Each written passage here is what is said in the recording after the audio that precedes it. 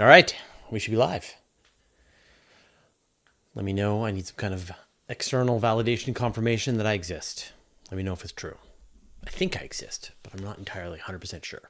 So, yeah, sorry about that. How to explain this? Anyway, the content management software that Chad built, when you create a new show episode in the content management system, it generates a new show on YouTube at the same time. You click a button, it does it.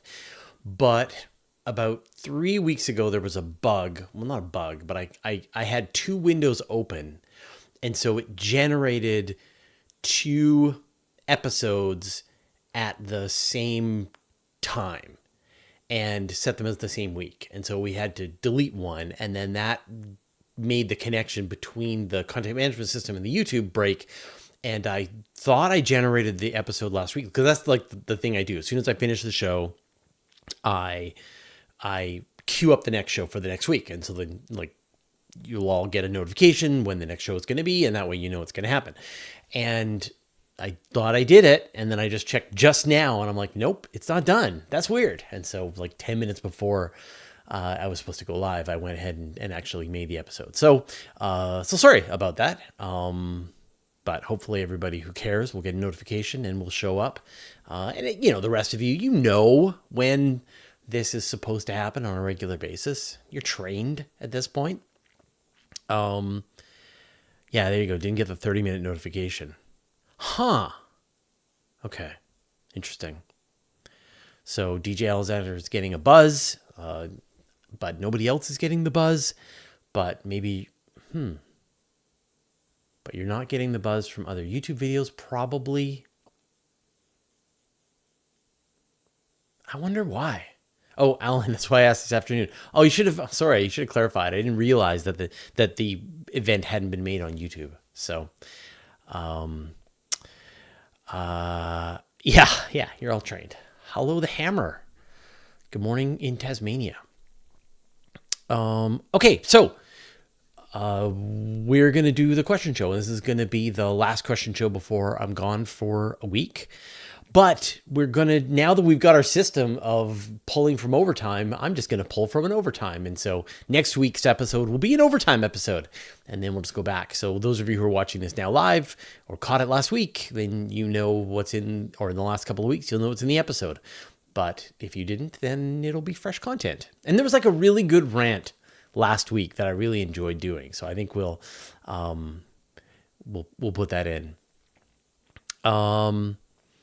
Okay, now Zapfan and John Suffield will probably show up, but I think we can trust our AI moderator now to select questions and put them into the question show, into the database. So we'll see. We did that last week and it seemed to work okay. All hail AI. So before we get in this week, because people are going to be showing up. So we did Astronomy Cast today, or earlier today, and I showed Pamela the Notebook LM software from Google.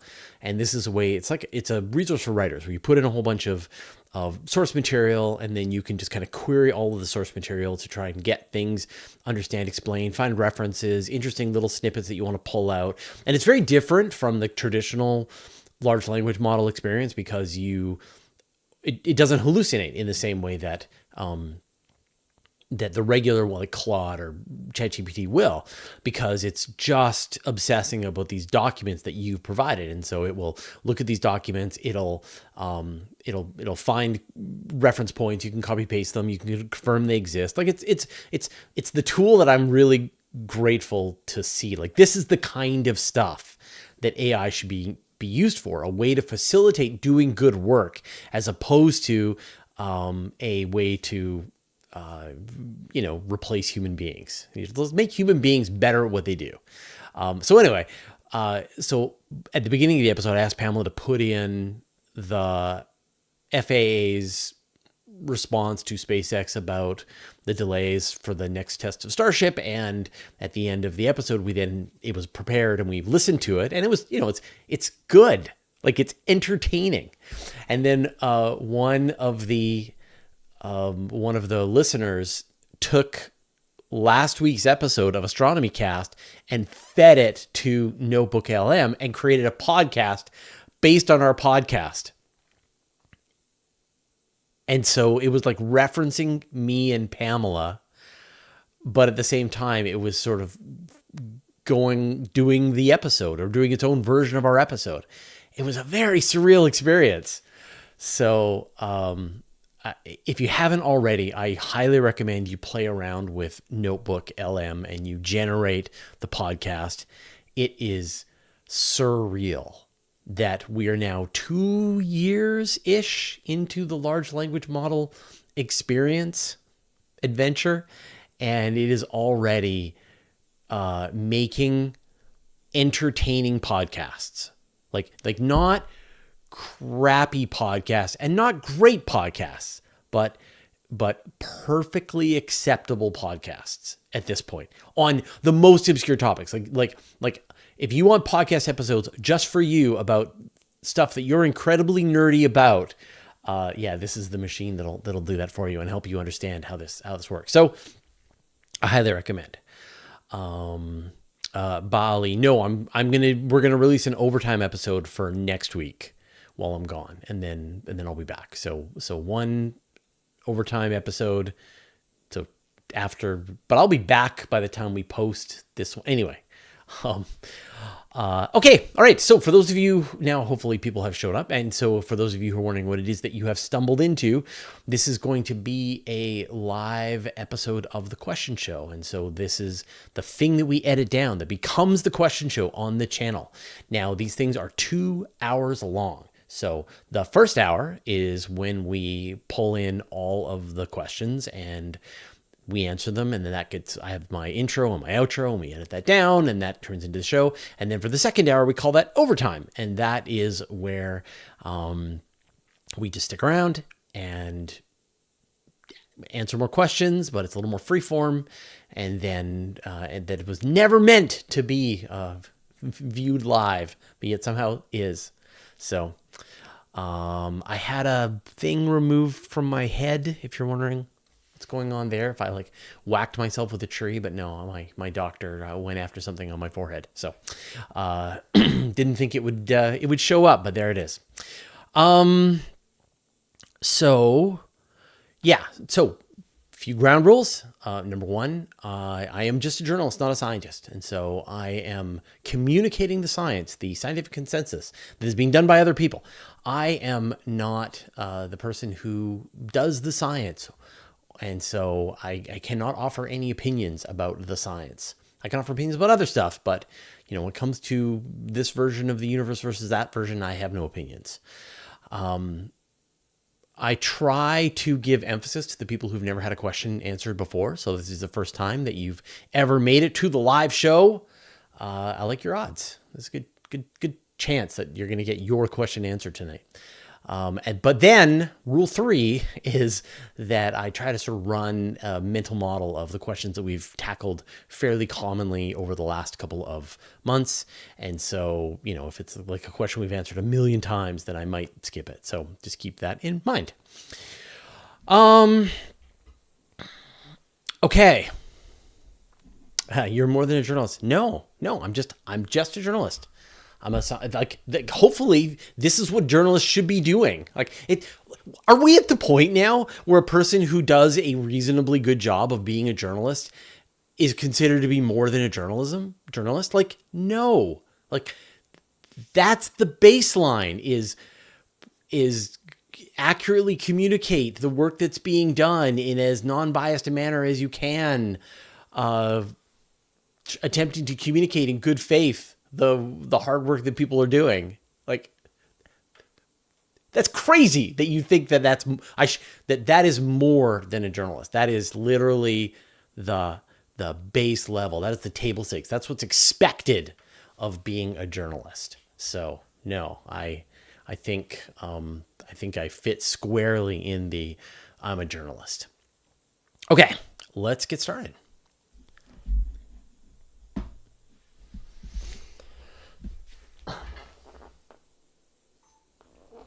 That's being recorded.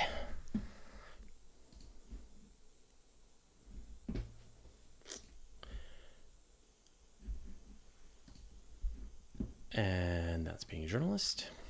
Right there. Okay. All right. So that's being recorded. Chad, I don't have the color card this week. I packed it, so I don't have it. But you've got, you know what color I am. All right. So as always, we've got some prepared questions from people who typed in questions into the YouTube comments, and then we'll get into your questions.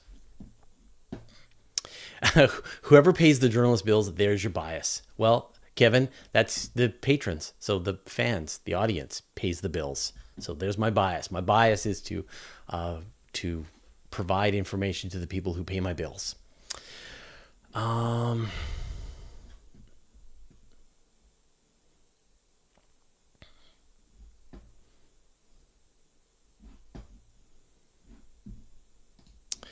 Yes, I am recording. Yes. Okay.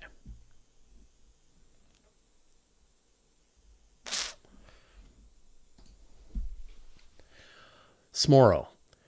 Could we ever work out exactly how many years old the universe is? Where exactly does the 13.77 billion years figure come in? Is there no way we could date all the hydrogen atoms that we have from the Big Bang? This is a great question. And I think a lot of people gloss over the nitty-gritty details of how astronomers know the age of the universe. And so we're going to do a deepish dive into this.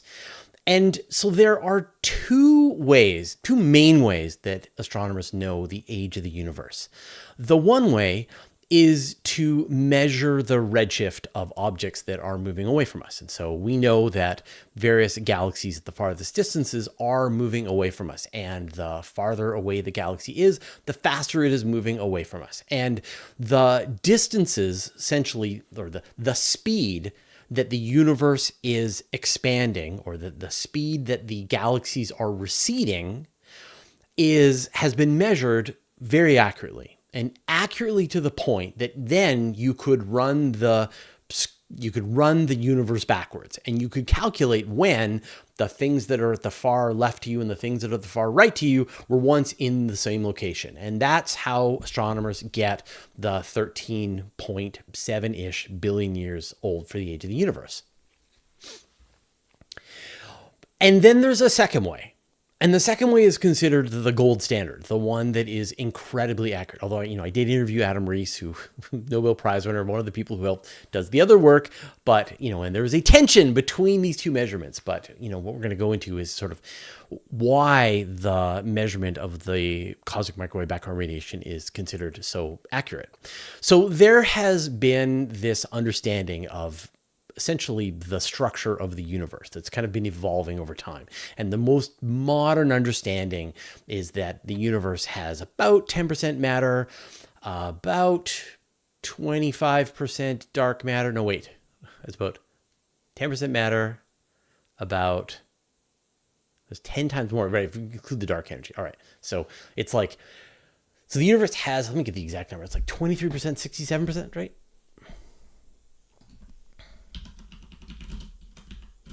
Get the exact number. All right, so all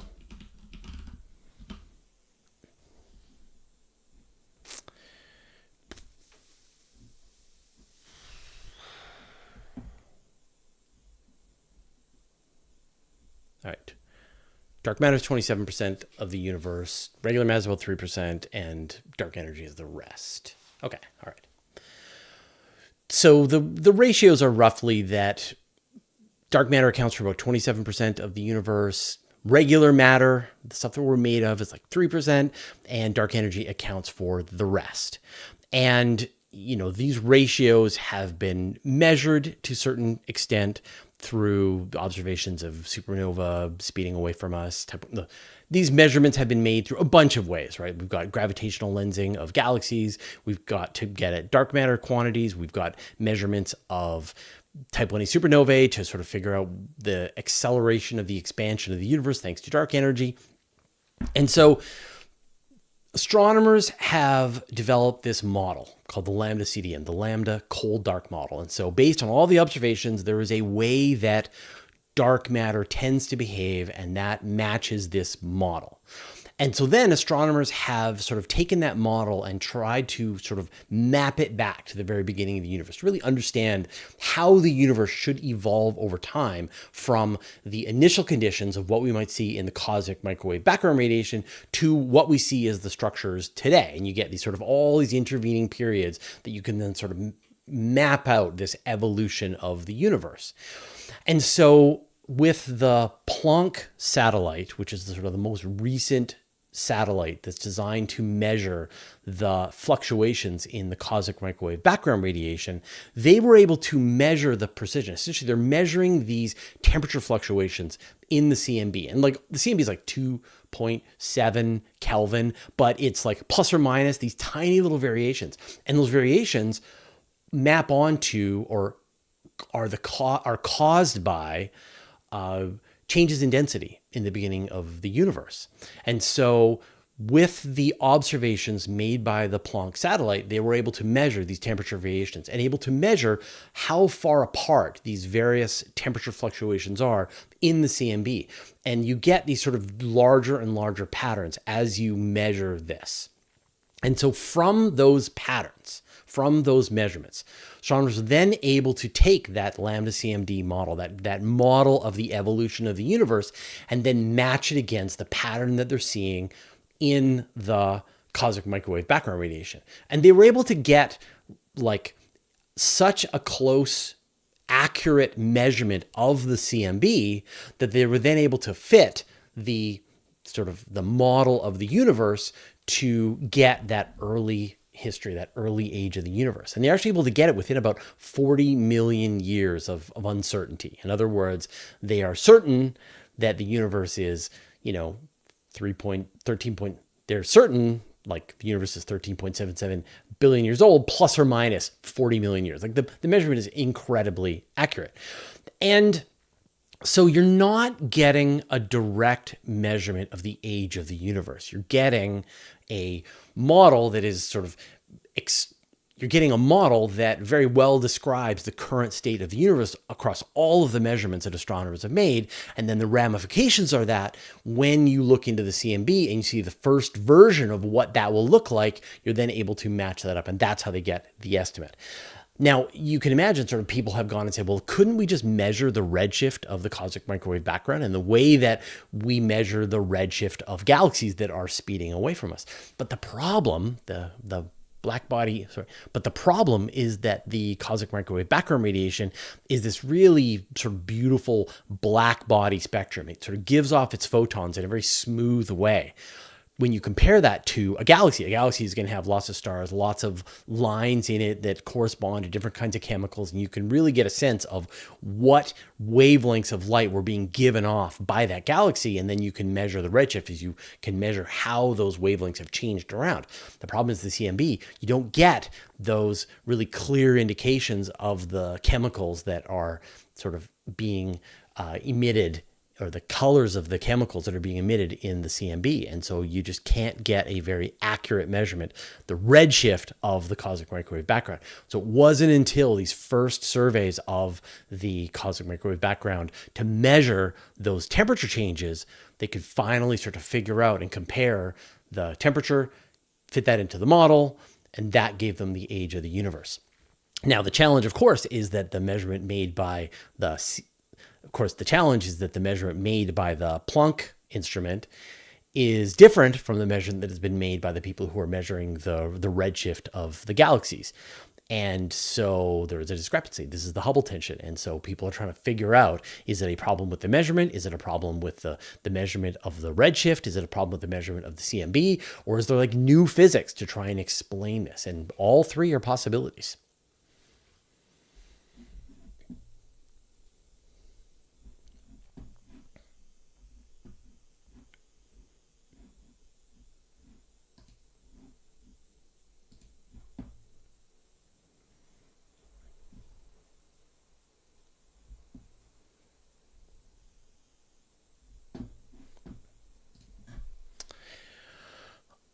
Andre Ravenna 4435.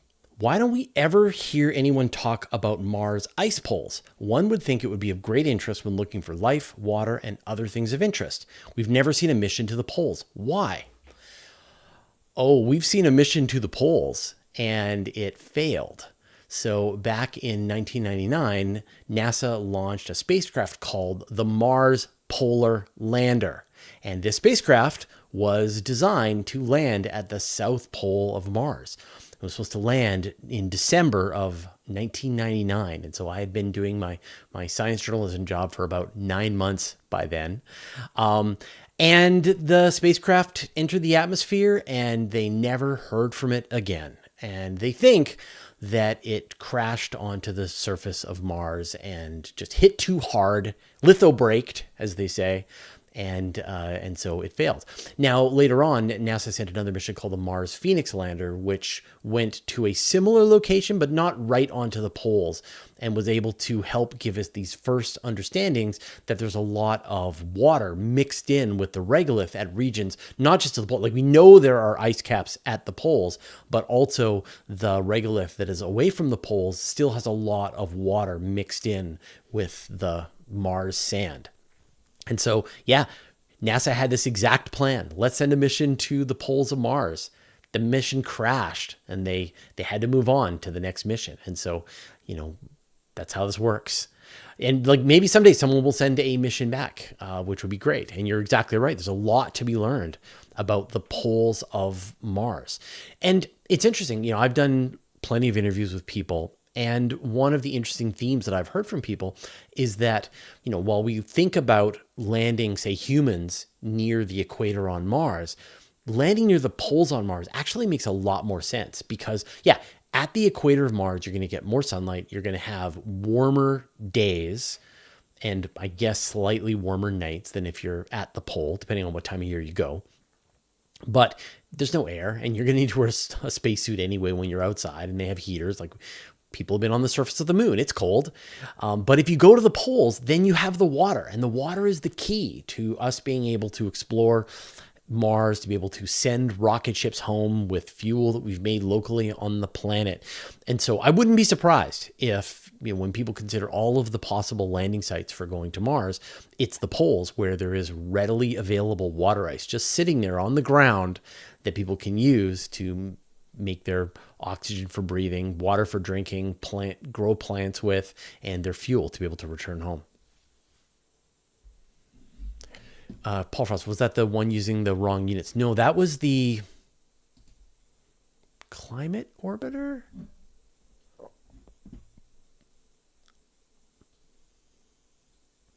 Isn't destroyed, it's spread out.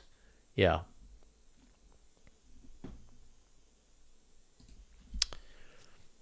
Georgian 2. What's the theoretical distance limit of the gravitational influence of the supermassive black hole in the center of the Milky Way? You are being affected gravitationally by every single thing in the observable universe. And so the answer to what is the gravitational influence of the supermassive black hole is really answered by the same question of what is the gravitational influence of everything that I can see, or everything where the photons of light can reach me, because gravity moves at the speed of light, and gravity can influence or can affect you for as far as the gravity has traveled. And so things that are 13.7, things that are 46 billion light years away from you in one direction, you are still experiencing the gravity. You are feeling the gravity of the cosmic microwave background radiation, even though there is not very much gravity. Like be certain that these amounts are absolutely minuscule until you start to get to large objects like the Earth, the moon, the sun. Apart from that, you're really not feeling a lot of gravity, but you are feeling a little bit of gravity from the supermassive black hole, just because you're experiencing the gravity from everything. Now, people sort of think that there's something special about the gravity of a black hole, that it's like a vacuum cleaner that sucks in material, but it's just gravity like regular gravity. And so, if you took a black hole and you, with the mass of the sun, and you replaced the sun with the black hole, then all of the planets in the solar system would just continue to orbit this black hole sun in exactly the same way they did. Now, this thing would be tiny. It would probably be, a kilometer across, smaller. So it wouldn't be very big, but it would still have that amount of gravity. And so the solar system would just behave exactly the same. And so when you count up the mass of the supermassive black hole at the heart of the Milky Way, it's only about 1% of the mass of the entire Milky Way galaxy. People think it is the anchor, the heart, the absolute important part for holding the Milky Way together. But no, if you just removed the supermassive black hole, Milky Way would go on exactly as it had before, except things would be a little different right down at the middle of the galaxy. And you could replace the supermassive black hole with a cluster of stars, 4 million stars buzzing around each other, and the rest of the galaxy would think that black hole was still there.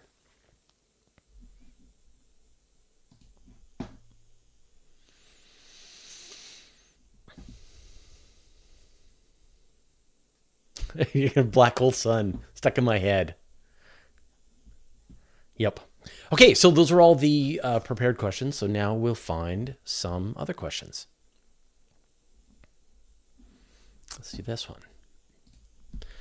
Jameson 1776. Any thoughts on what the X-37B actually does? I know this is just speculation, if anything. So, we don't know exactly what the X-37B does. It is a Air Force, or it is a Space Force classified mission, a space plane launched by Air Force every couple of years. No, it's a classified space plane launched by Space Force every couple of years, and we don't exactly know what Space Force is using it for. But NASA has sent missions along on the X-37B, and we know what those are about.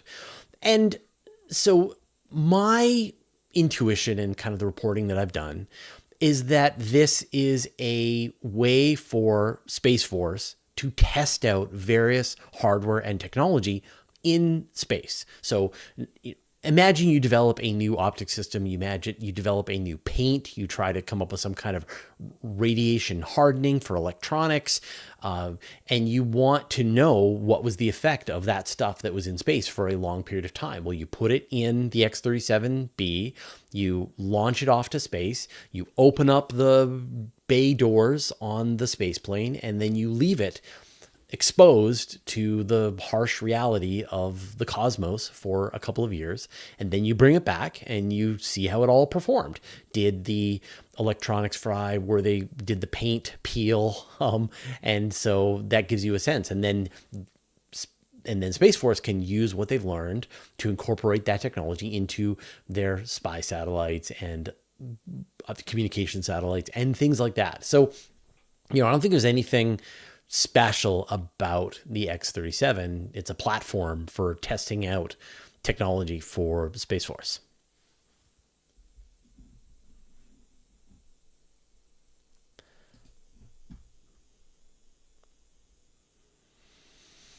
If you claim you're a reporter, what is your journalistic integrity for calling out the lack of evidence presented by people who claim that there is such a thing as... Ooh, I'm going to go for that one.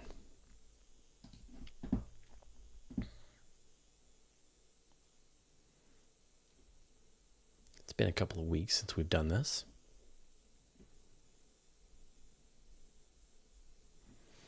Whoa, lots of questions. Josh Schultz, have you ever thought about teaching a select class at a high school, just a few classes per week? So my kids used to have me come in to their classes and teach, do a presentation about what I do every year. So, no, I kind of enjoy the way I spend my time. I don't want to be a teacher. It sounds really hard.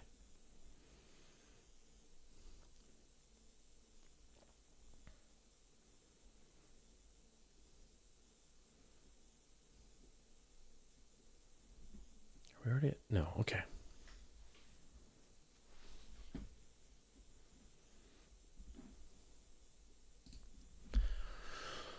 Hondo, why not abandon the SLS and cut our losses since we have Starship? Why even want a Mars sample return mission? We are sending people there just as soon.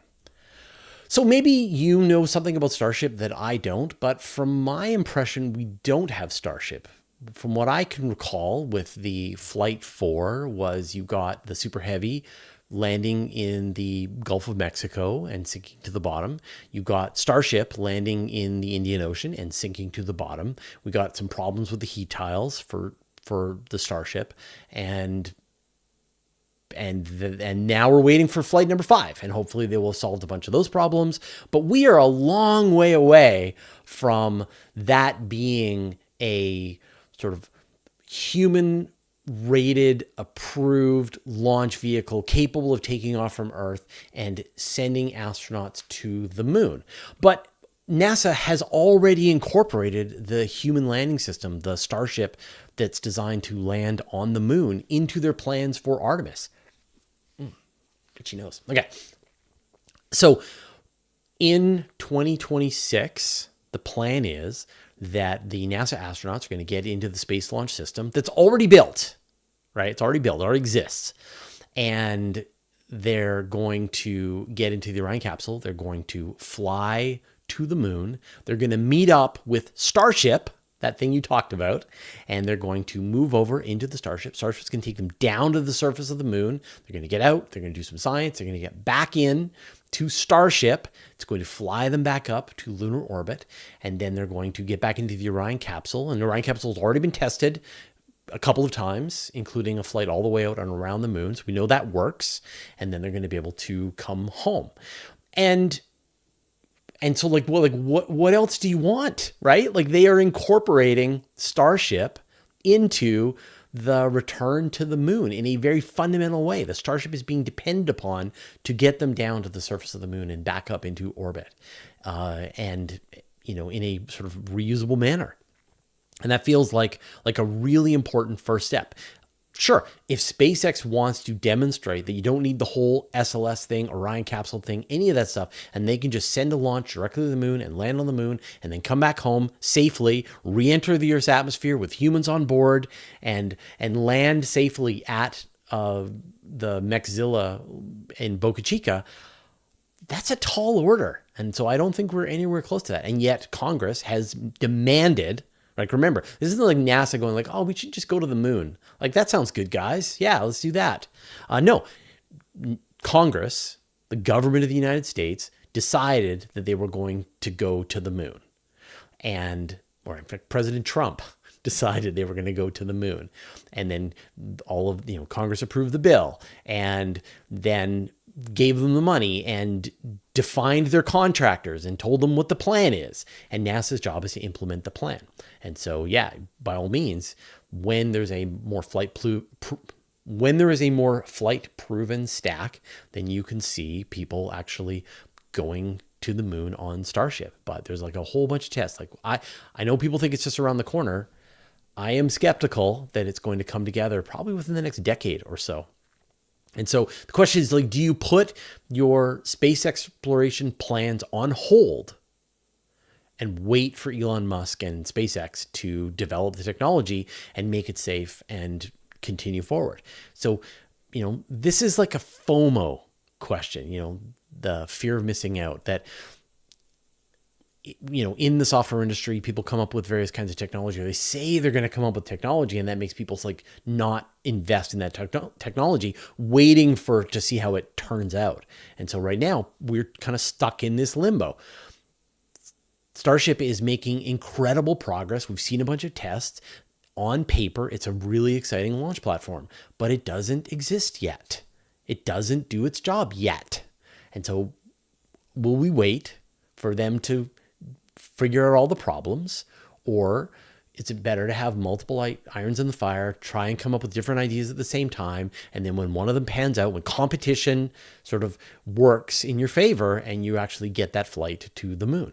And then the same thing goes for Mars. Like, yeah, if SpaceX can demonstrate that they can send a Starship to Mars, land on the surface, refuel out of local resources, deploy rovers and landers that can grab samples, bring them back to Starship, refuel itself, and then take off from the surface of Mars and return safely to Earth and get back through the Earth's atmosphere, then then that would be wonderful. But like that is like a 3-year, maybe an 18-month test to just demonstrate that you can do that. And you're going to have the inevitable issues and challenges that come with that. So right now we are in this weird place. Well, there's multiple people trying out multiple ideas. There's everything that SpaceX is trying to do, but then there's their existing flight hardware as well, like Falcon Heavy. Falcon Heavy could send a Mars sample return mission. There's what NASA's doing with Space Launch System. There's other providers, and there's what the Chinese are doing. So I think it's better to remain flexible, better to sort of move forward and not just put all your eggs in one basket.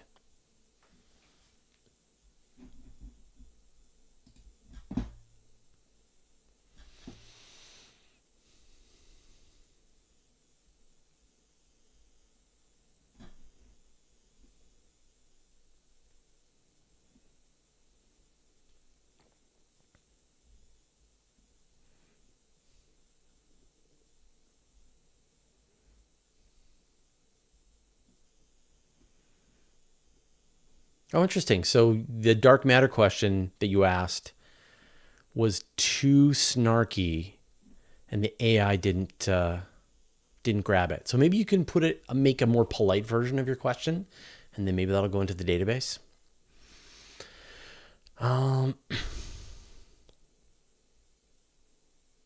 Where's Basil? Do you have an opinion on whether the universe has always existed or had a beginning? I have no opinion. We don't know. Serious Keeley, did Bush the Lesser say we're going to go back to the moon back when? Yeah, Bush the Senior said we were going to go to Mars. Then Bush Jr. said we were going to go to the moon. And then Obama said we were going to go to an asteroid. And then Trump said we were going to go to the moon. And Biden has continued on that we're going to the moon. Tropical Tom Garcia. Does NASA have any degree of humor? Would they name an outer planetary probe the Uranus Explorer? The Uranus Explorer? They totally would. That'd be great. I think it's like lean into it. And then everybody just make jokes until everybody's numb.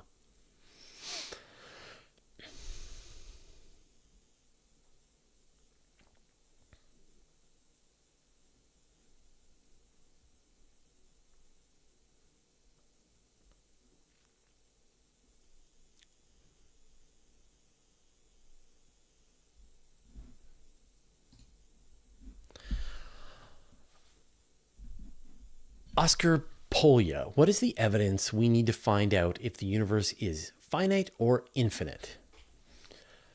Right, so we don't know whether we live in an infinite universe or a finite universe. And so like an infinite universe is pretty weird.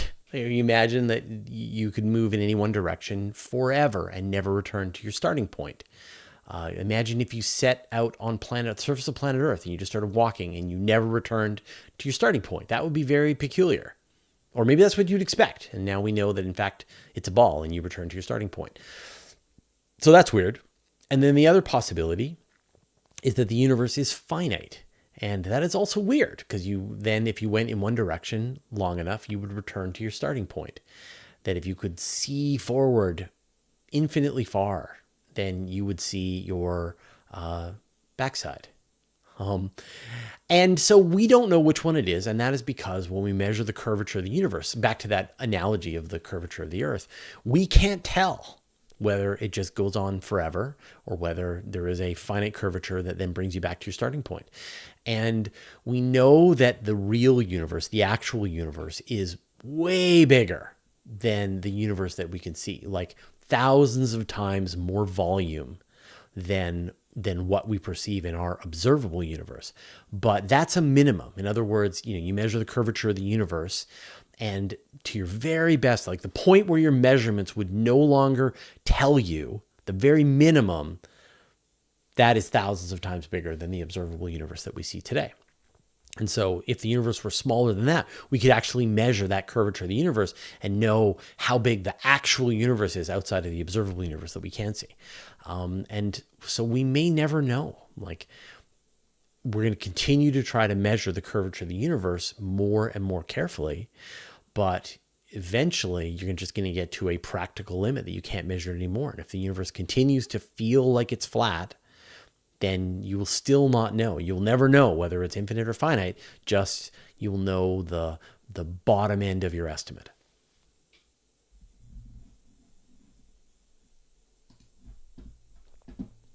Now we have to deal with flat universes. Yeah, but they're right. The flat universes are correct. Thanks, Tim. Thanks for... oh, right, you got to go do your hockey game.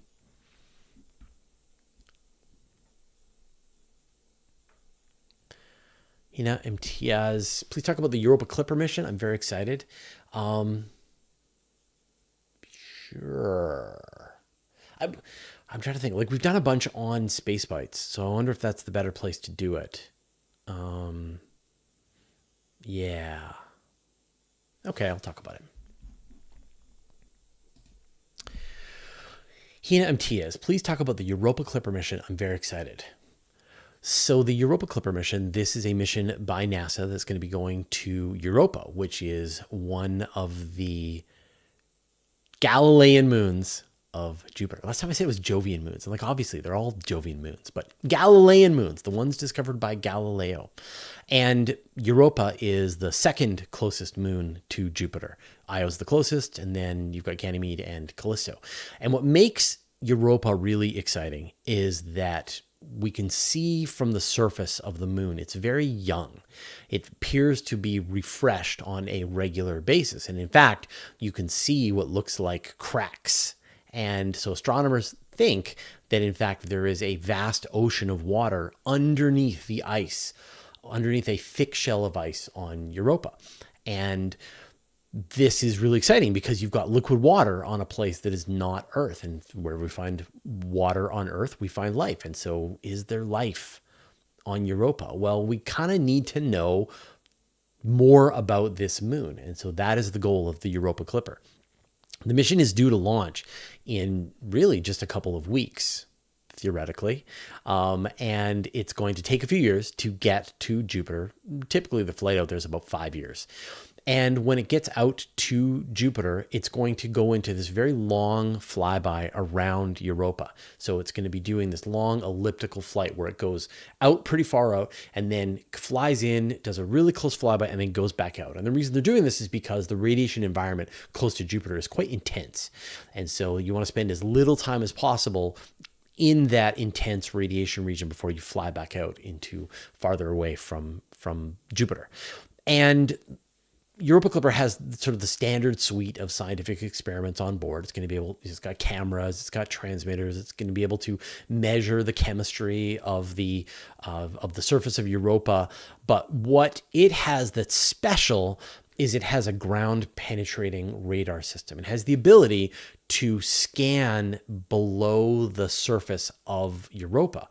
Hopefully, if everything goes well, it can actually see all the way down through the ice to measure the depth of the ice and figure out where the water begins on Europa. But in addition to that, it should be able to find pockets of water, of liquid water, that are trapped under the ice. It could well be that, because Europa has this tidal flexing from Jupiter, it has a lot of heat that is escaping out of the planet, a lot of heat that is escaping out of the moon, and it is sort of liquefying, melting some of this water ice at various pockets at various levels. And so hopefully from Europa Clipper, we will get a really detailed scan of the surface of the moon.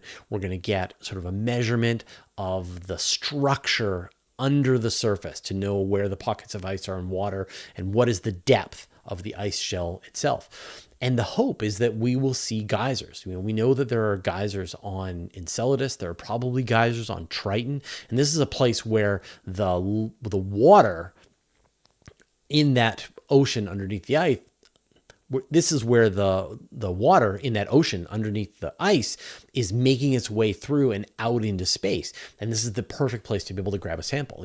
There are hints that there are these geysers on Europa, but we just don't know for sure. And so with the Europa Clipper, we should get really good detailed images within a few hundred kilometers of distance from the surface of the moon.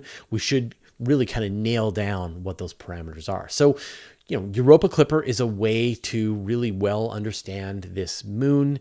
and is sort of the next stage. Next come the landers, next come the rovers, and ideally some future mission will attempt to melt down through the ice shell to reach the liquid ocean beneath and try to search for the evidence of life in the ocean on Europa. Did that work? Is that what you wanted?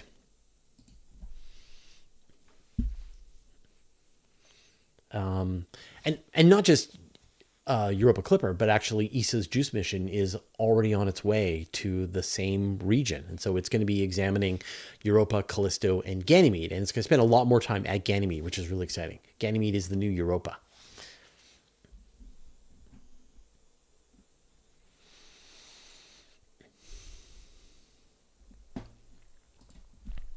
Josh Schultz, since the Starlinks have become a problem, are you hopeful that the eventuality of Starship will allow cheap, gigantic telescopes to be placed into orbit much more affordably, thereby negating the effects of the Starlinks? I mean, I think that we hope that Starship will be capable of launching giant telescopes and will be able to do so relatively inexpensively. Like when you think about the cost of building a telescope and then launching it, the launch costs typically run about half the cost of your mission. So if you're going to build a $1 billion mission, you're going to set aside about half your money, $400 million for your launch provider. But if Starship comes online, then maybe it can drop those costs down and maybe you only spend $40 million for your launch. And so the savings go into constructing your mission. But also because Starship is so powerful, it can launch 100 tons into low Earth orbit, and it could probably launch, more than any other launch provider out to geostationary orbit or out to L2, then you have a lot more flexibility, both in the size of the spacecraft that you're going to put into it, as well as the weight. You're not so constrained in either of those things, and that's really exciting.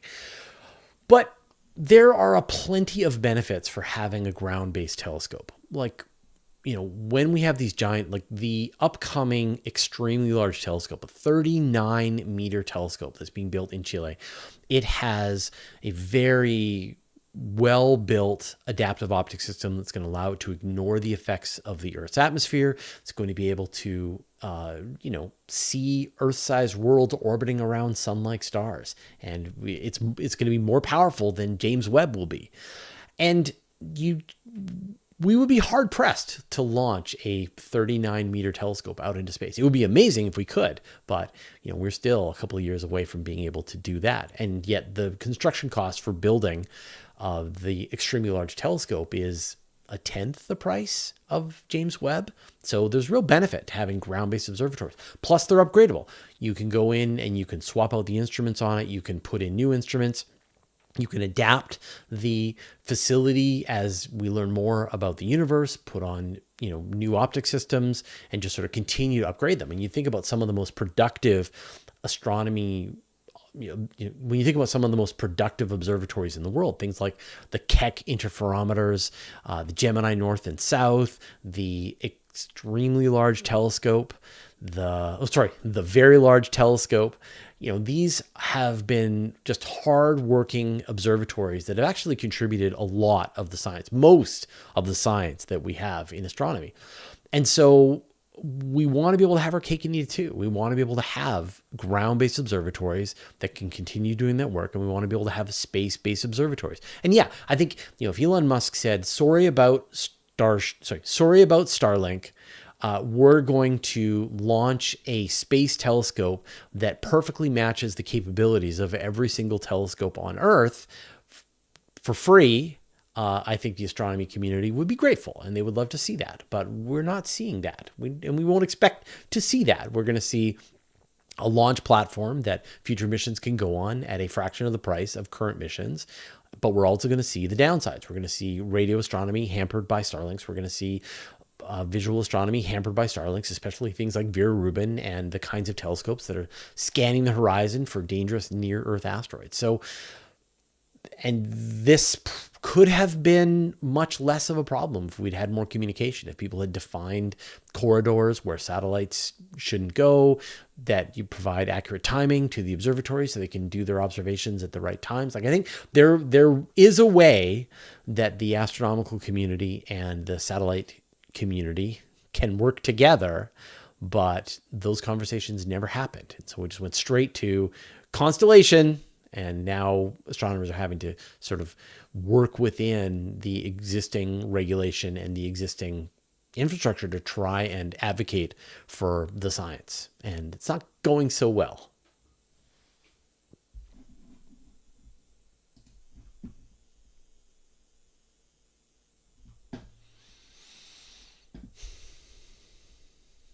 Pac Jan, why are they hiding life in the TRAPPIST system? Who's the they? And how do you know? Like, if they're hiding life, then how do you know? That's weird. You know, like, wouldn't you not know? Like, nobody would know if they were hiding it? Why do some people know? So I did a great interview with somebody who has been doing the observations of the TRAPPIST-1 system to sort of explained the challenge. And essentially the problem is that the star makes the measurements really difficult. That you know, you measure as the planet is passing in front of the star, and it's really tricky to tease out what are the effects of an atmosphere around a planet and what are variations on the star. And so the astronomers don't want to go and say, we found an atmosphere, the TRAPPIST-1c or D, and then people come back later and go, nope, you just saw variations on the star and you messed it up and you're bad scientists, bad. So instead they want to be really careful, and they want to go, you know, they want to tease out a very strong signal that the planet has an atmosphere. So, but finding life, that'd be amazing. And so again, how do you know? How do you know what you know? Is it some YouTube channel that is just asking questions, man? Or is it a scientific journal that is saying we found life in the TRAPPIST-1 system, but don't tell anybody? Shh.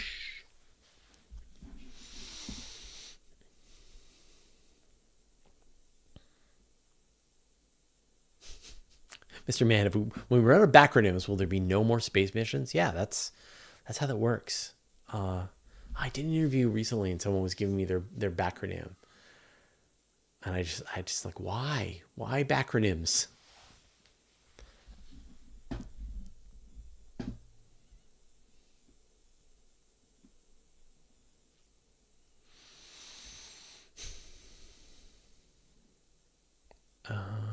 Joel Curley, will the ground of the Falcon 9 affect the Europa Clipper mission? Not that I know of. I mean, they're launching Clipper on Falcon Heavy, right?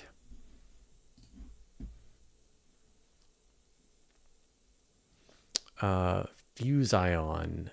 Is there metallic hydrogen really on Jupiter? Yeah, down in the center of Jupiter, there is metallic hydrogen. And that's what creates the magnetic field. Alan Gross, what happened to the solder joint issue on the Europa Clipper? I didn't know about a solder joint issue. The only problem I knew was the capacitors. They weren't sure that they were radiation hardened.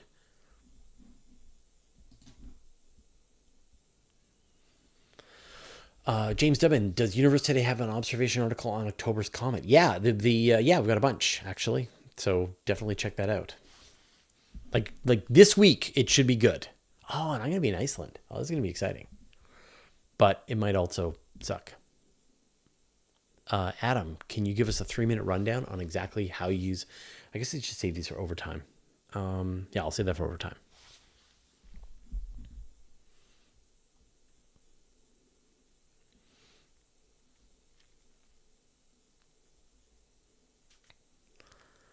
Oh, some great questions here, though.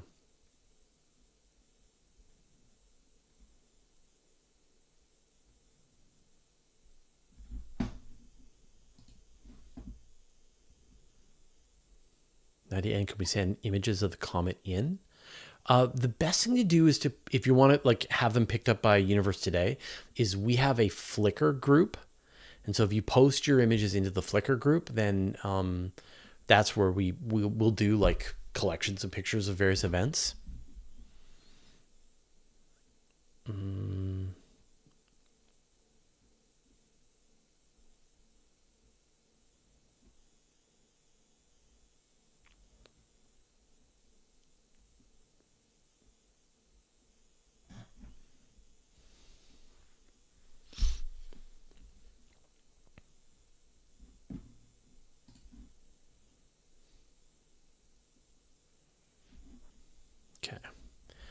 Biggles Tintin. How often does the Earth capture another moon? So the time that you're watching this, the Earth has recently captured a tiny little moon and is going to keep it in our orbit for a couple of months. And so the thing is not actually a moon. They call it like a horseshoe. What do they call it? Like a temporary satellite. So they call it like a temporary satellite. And so it just means that it's going to go in this sort of weird horseshoe-shaped orbit around the Earth and remain relatively close to us, and then it's going to spin back out and go into orbit around the sun again, gone forever. And this has happened many times. So you actually can see over the last, say, 100 years, there's been a couple of dozen times when the Earth has gotten a temporary moon, a quasi-satellite. So this happens on a regular basis, and these things are small. I mean, this thing is, what, 10 meters across, very tiny. And so, because they're so small, the interactions between the Earth and the moon and the gravitation sort of field between both creates a very unstable environment. So these things can't go into orbit around the Earth in the way that the moon does. So this happens regularly. And we also have sort of moons that are in, or we also have asteroids that are in sort of a, what's the term? Not synergy. Resonance. There are also asteroids that are in a resonance with the Earth, and so they get close to the Earth on a regular basis as both the Earth and this asteroid are going around the sun. But they're not really moons, so the Earth only has one moon. Okay, so I'm going to do the administration stuff, and then we will continue on and we'll do the overtime. And I will rant about dark matter. Although I still don't see your question, so I guess it was our system didn't like it.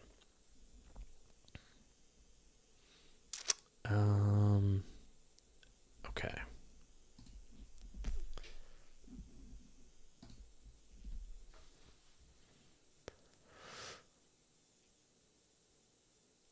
It's time for the question show. Your questions. Oh, hold on. Before I get into that, just a reminder, everybody. So I'm going to do about 5 minutes of stuff in between, and then we'll come back and we'll do another hour. So don't go anywhere. We'll go to the bathroom, grab a snack, remind your loved ones that you appreciate them, and then come back here, and then we'll do this for another hour. All right.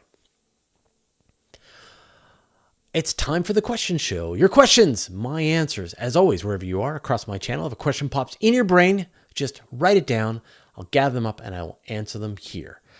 Now, just let you know, I'm going to be off next week, but we're going to run another overtime questions episode, so everything will remain unchanged. All right, let's get into the questions. Oh, and I forgot to do the answer questions. All right, so how do we know how old the universe is? Why don't we send a mission to the Mars poles? And what is the influence of the supermassive black hole? Okay. How do we know how old the universe is? Why hasn't anyone sent a mission to the poles on Mars? And how far away can the supermassive black hole at the center of the Milky Way influence us? All this and more in this week's question show. Whew, I remembered that it's the question show.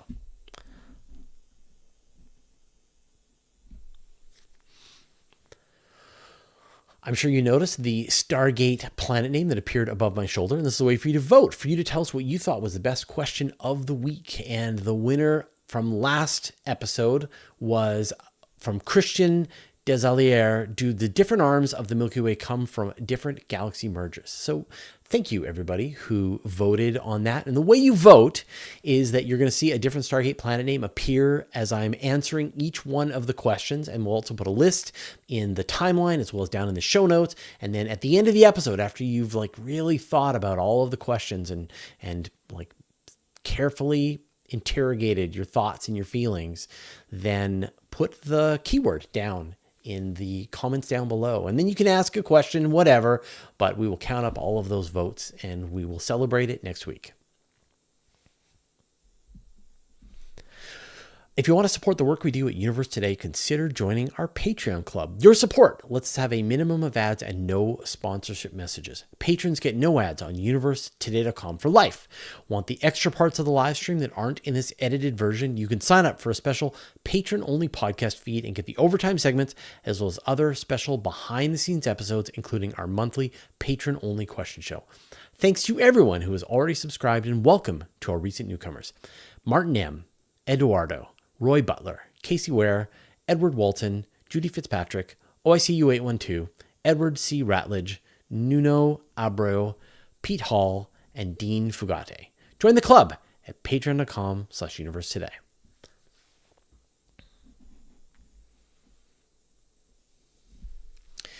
All right, those are all the questions that we had this week. Thank everyone who put in your questions, both in the YouTube comments as well as the people who came for the live show. We do the show every Monday at 5 p.m. Pacific time, where you can come, ask your questions, banter with other people in the chat and with me, and it's a lot of fun. And it is 2 hours long, and so what you're seeing is the edited down version of the first half, but the full question show is 2 hours long. And you can get a link to the entire unedited live stream to get all of the bloopers and the flubs and the secrets that are revealed. If you follow us for free on patreon.com/universetoday, once you follow, then you'll get a link to each episode of the question show, and we include a link to the actual unedited live stream. So check that out. All right. Now I'm going to talk about a very disruptive technology, but first I'd like to thank our patrons.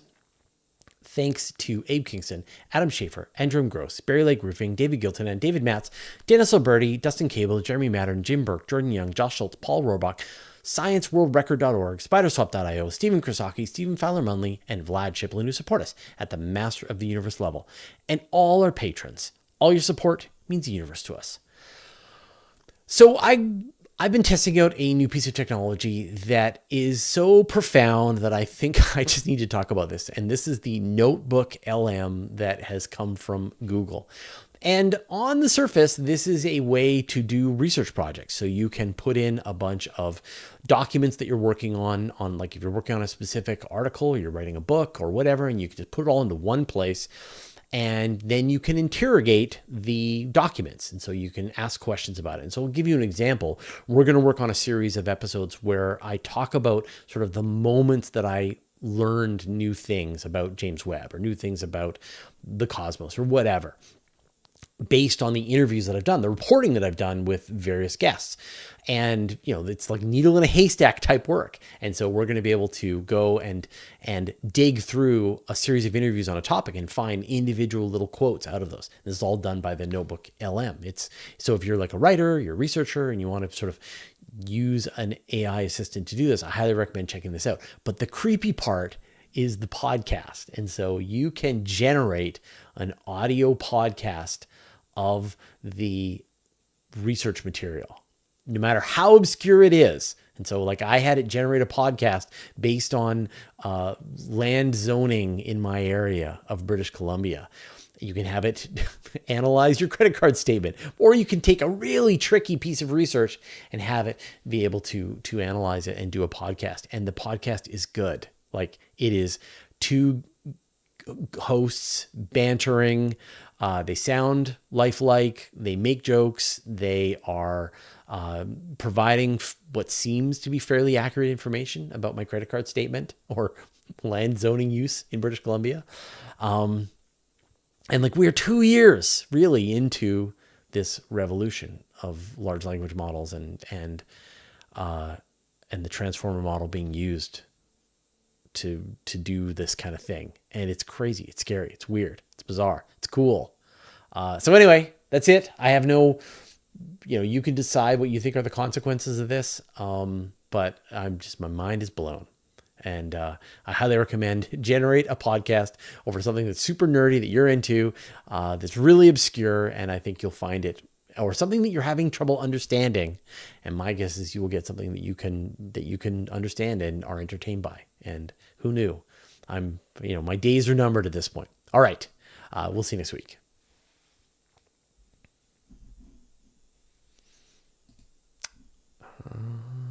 Got everything? Yeah.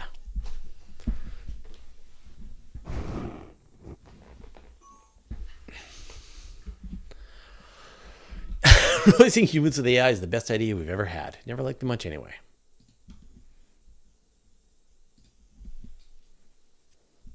I guess I should have said that I'm not sponsored. I'm not sponsored by Google. It's just scary. Good. Oh, thanks, Google. Wow. Google is listening.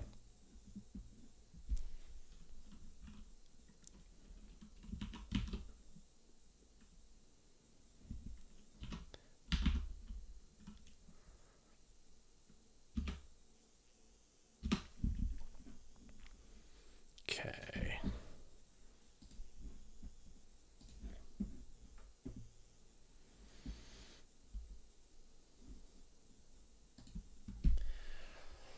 Hello, patrons. It's time for the overtime segment from Question Show, episode 269, that we recorded on Monday, September 30th, 2024.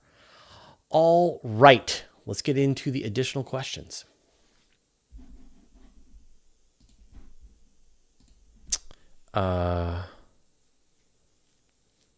People were asking about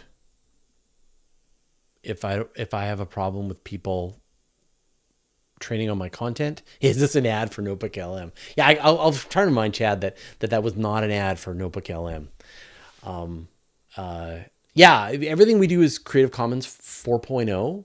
So if you want to take anything that we make and turn it into anything whatsoever, you're free to do so. You can make money off of it. You can take every single episode. You can take all of the content on Universe Today. You can make a new website, call it Universe Tomorrow, and just start making money advertising on it. Make a movie out of it. Copy my podcast and just give it your own name. Fill your boots. All we ask is that you give us credit. So you mentioned that you got it from us.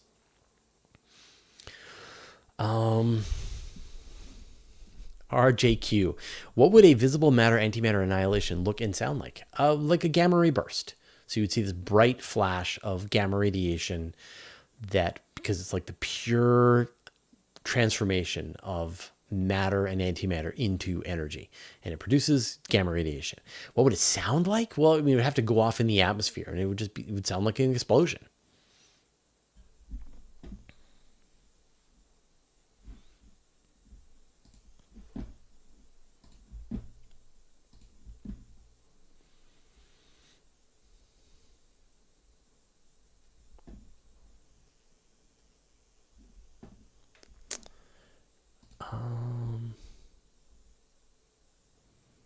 Church discography. Could India beat everyone else to a human landing on the moon? I mean, if everybody doesn't land on the moon very quickly, then India could be the one to land on the moon. They are planning human missions to the moon, or at least they're planning an astronaut program. So they're building a human-rated rocket that can carry humans to space. They're planning on building a space station, and then this is the tech stack. This is the way you move forward. You build a space station, you send your astronauts into space, then you send missions farther away, and eventually you try to set foot on the moon. And of course, there's very well understood technology that was developed by NASA and now the Chinese, and so the Indians should be able to license technology and just follow in their literal footsteps. So, but it would mean that the Chinese are not able to do their missions to land on the moon. It would mean that the Artemis missions are canceled. It would mean that SpaceX isn't able to get their act together and land humans on the moon. Then the Indians have a crack at it. But I think like right now there's too much momentum by other parties. They're going to get to the moon first.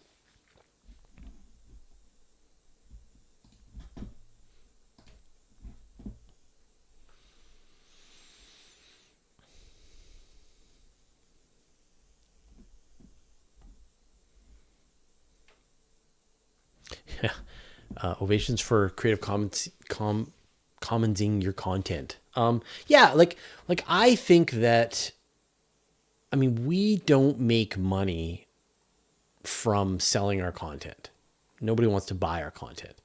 We make money from providing the service of being fresh and providing up-to-date reporting. And thanks to the patrons, we're able to actually sustain this enterprise, which is kind of incredible. So, like, without the patrons, I would shut Universe Today down.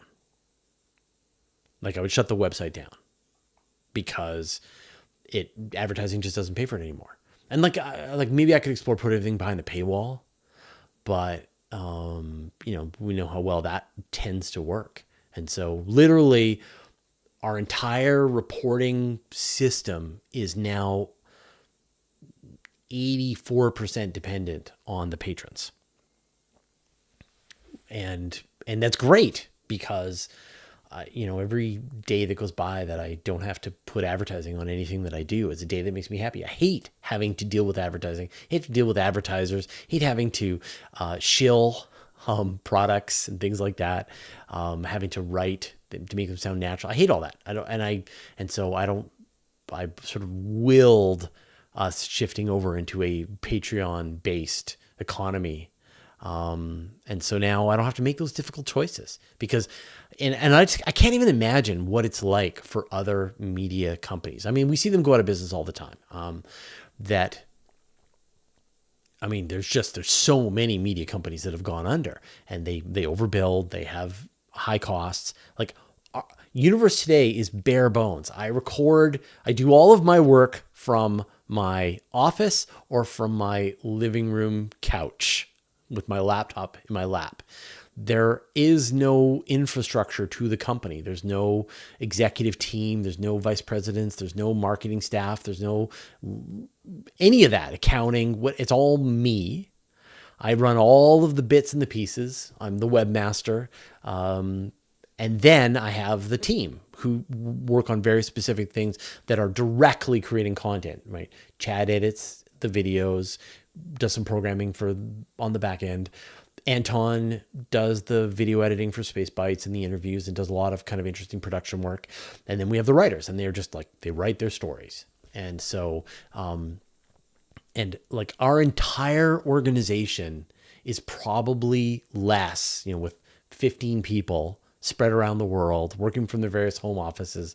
We are less than the executive salary of a single person at a media company. And so they have got to all just be panicking right now that they are all dependent on advertising. They're all dependent on traffic coming from Facebook or any of that kind of stuff.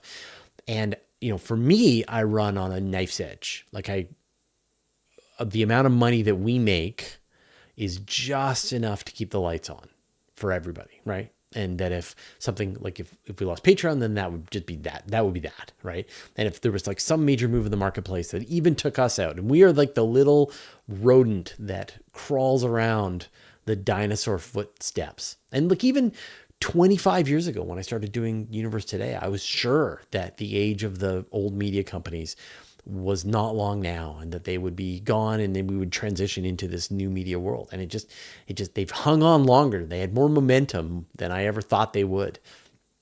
So maybe when it's time for me to retire, they will finally sort of expand, sort of ended their business models, and we will be triumphant 50 years after I started the website. So,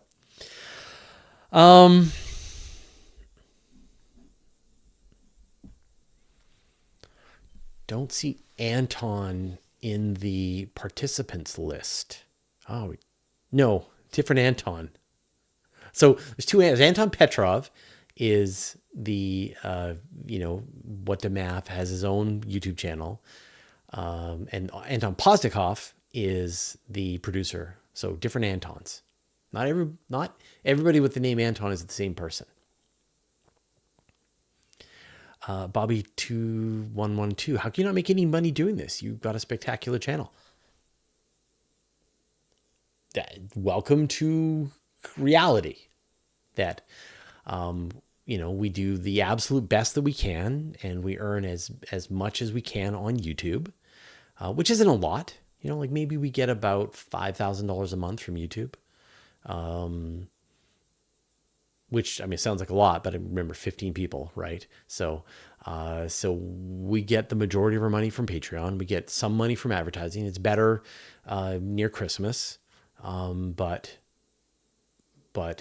for all of the people that work there, yeah, we don't make a lot of money. And so, like, why don't we make? We try as hard as we can. We do the most polished production that we can. We work as hard as we can. We try to work as clever and lean. And I work a lot. This is just the niche that we chose. Like, if I worked in the financial sector, then maybe we do better, or if whatever. But this is the niche, and this is what it earns. And other businesses are going out of business, and we're not. Like, we're a very stable media company that it just is we're kind of immune at this point to any shocks in the system. So I would prefer stability than making a lot of money. Not sponsored by Raid Shadow Legends. No. Nope. No, we know. I was thinking of like putting in some sponsorship messages, some fake sponsorship messages. Like, this is what it would sound like if I was sponsored by, some VPN or some financial service or a car company. Like, yeah, I have to shout out the patrons. Yes, I do that. But we give them benefits, and it's better than having to put in sponsors, which I just hate to do. All right. I want to rant about dark matter, but I also have some other. Okay, so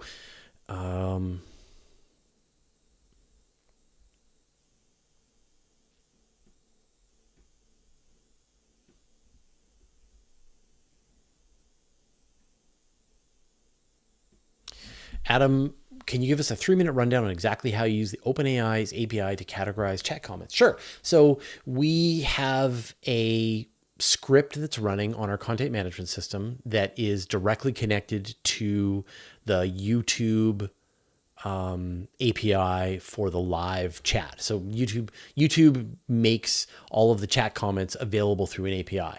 And so we have a content management system. It slurps in all of those comments, and then it sends those comments one by one over to the ChatGPT API and says, is this a question? If it's a question, then say yes. And then if it's not a question, then say no.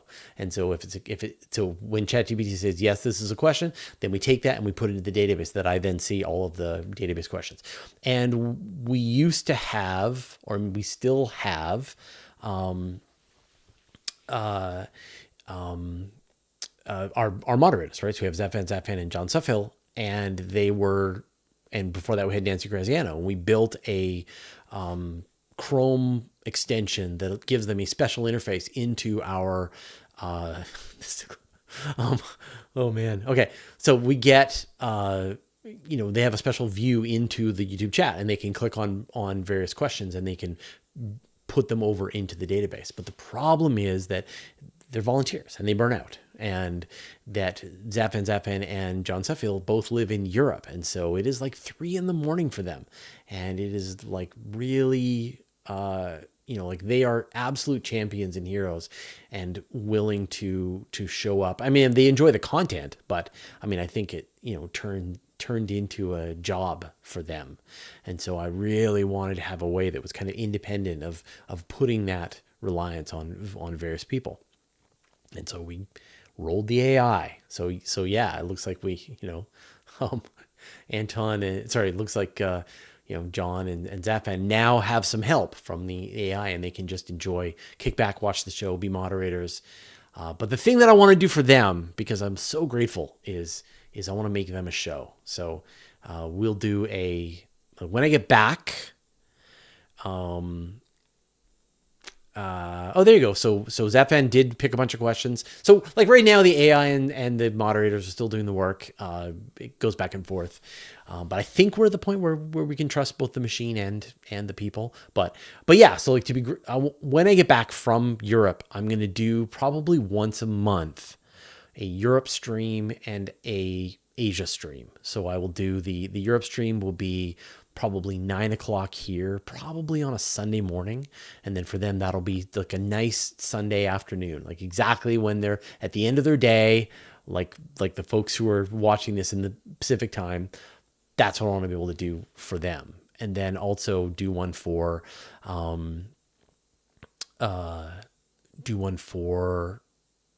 Asia, so people in Australia and stuff. That one's a little tougher because it's midnight my time. But we do what we got to do to recognize the fact that we live on a spherical Earth and people live in different time zones. So that's the plan.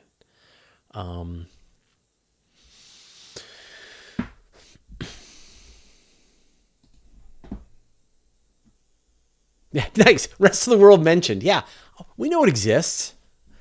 I mean, it's just a matter of like, it's funny. Like I do patron. Oh, I should have mentioned that. Okay. Well, I do interviews with the various patrons.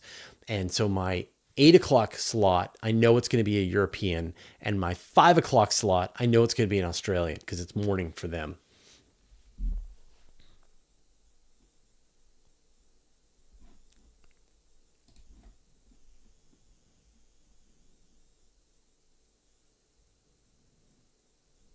Michael Ranger, I realize that mistakes aside, ChatGPT is a personal science communicator. How did it hit you as a science communicator? It's crappy. It's not very good at doing its job yet. It hallucinates. It can't be trusted. If you're going to use ChatGPT as a science communicator, you are making a mistake. You need to trust and verify the things that it says with other sources to triangulate. Now, as a way to help you understand a complicated topic, it's terrific, and I highly recommend it. But you use it in the way that you would use a enthusiastic assistant, right? Someone who's like really wants to help, but you're not entirely sure you can trust the research that they do. You need to double check and sort of build up a certain understanding of what they're capable of. And so that's where ChatGPT is at. Now it's getting better.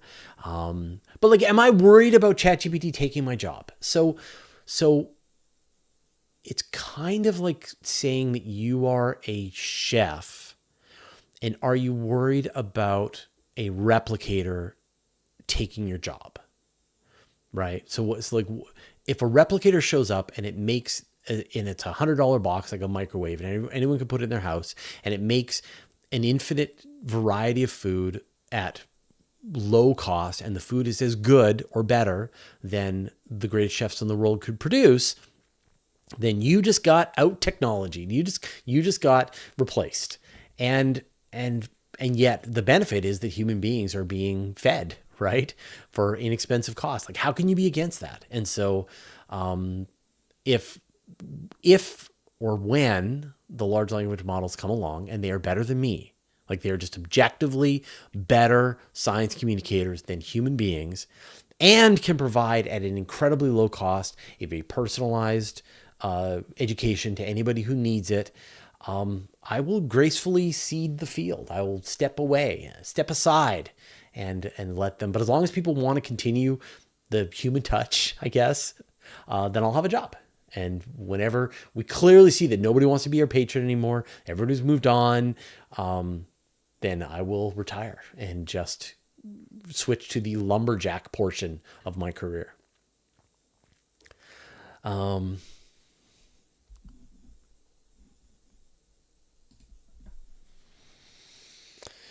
Chris Eastman, from a science communication standpoint, what is the best way to bring science communication to the lay or ground level folks? I mean, I think it's just you do it, whatever you use, whatever tools you have at your disposal, whatever skills you have to communicate science to whoever is willing to listen. I think there's nothing more or less than that. And so, you can set up a telescope outside of a concert and do sidewalk astronomy, and people come and ask you what they're looking at. You can explain. They get excited. They want to know how to get a telescope. Boom, you just did some science communication. You can organize science in the pub in your local town, where you bring in guest speakers, maybe at the local university, to talk about the projects that they're working on in a casual setting. Those are really fun. And regular people love science. They really do.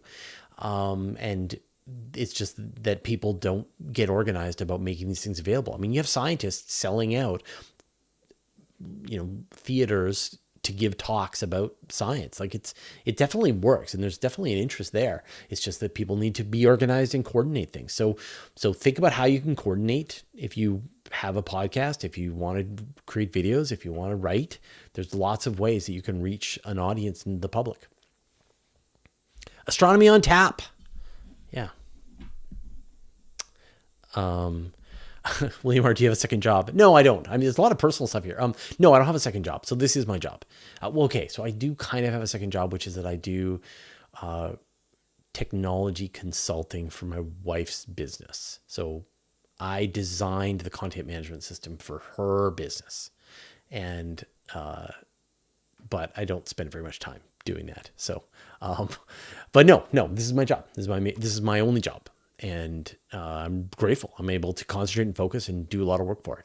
I don't know what I would do if I had to get another job. Probably go back to technology. So I'd probably go back to designing. I'd have to go and get a job at Google or something, because that's my background.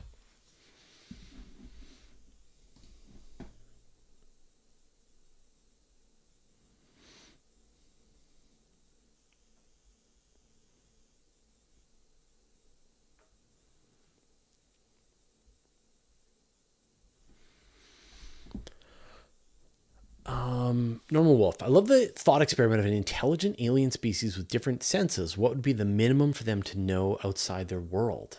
Oh, that's really interesting. I mean, I think about these potential alien species that are trapped underneath ice on a water world. And it's like, what do they know? There's no illumination. Maybe there's some kind of chemical illumination. And yet, for whatever reason, they've evolved an incredible amount of intelligence. And so, like, what can they perceive? They're probably very good at perceiving in the darkness. They can maybe use sonar to be able to understand their environment and detect prey and detect predators and threats. And maybe over time, because it was a complicated environment, they had to build up a large amount of intelligence. They built society and knowledge, problem solving. I mean, the kinds of things that human beings did. And you can imagine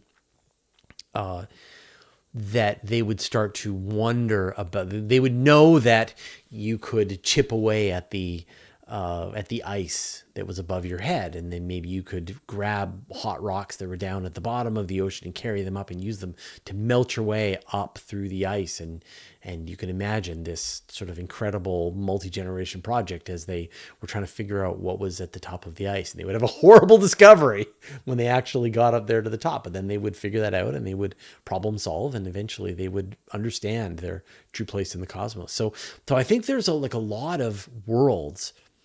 We sort of envision life forming on planets like the Earth, where you've got a terrestrial planet in the habitable zone of a sun-like star with trees and stuff. But we don't know what various flavors and forms that life can take. But we know that here on Earth, like, life has developed the senses to adapt to the environment that they find themselves in. We see in the colors that are most useful for the kind of illumination that the sun gives off. We hear based on the way sound moves through our atmosphere. We feel based on the kinds of substances that we're going to be coming across. We taste based on the kinds of chemicals that go into our mouths. And so alien species would be adapted to whatever environment they find themselves in. But many of them are going to be like us. And so you would expect them to have evolved the same kinds of senses. They would probably have some kind of vision. They would probably have some kind of hearing. They would probably have the ability to feel in their surroundings.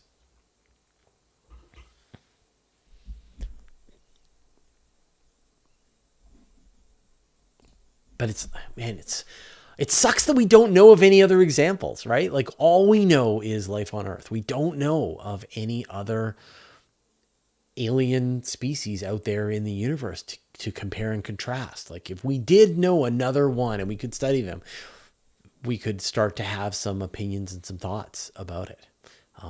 Yeah. But we just have no comparison.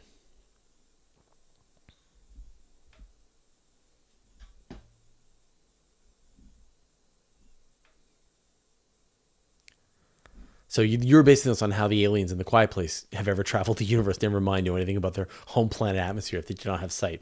Yeah, like so, like with the Quiet Place, it's just a movie.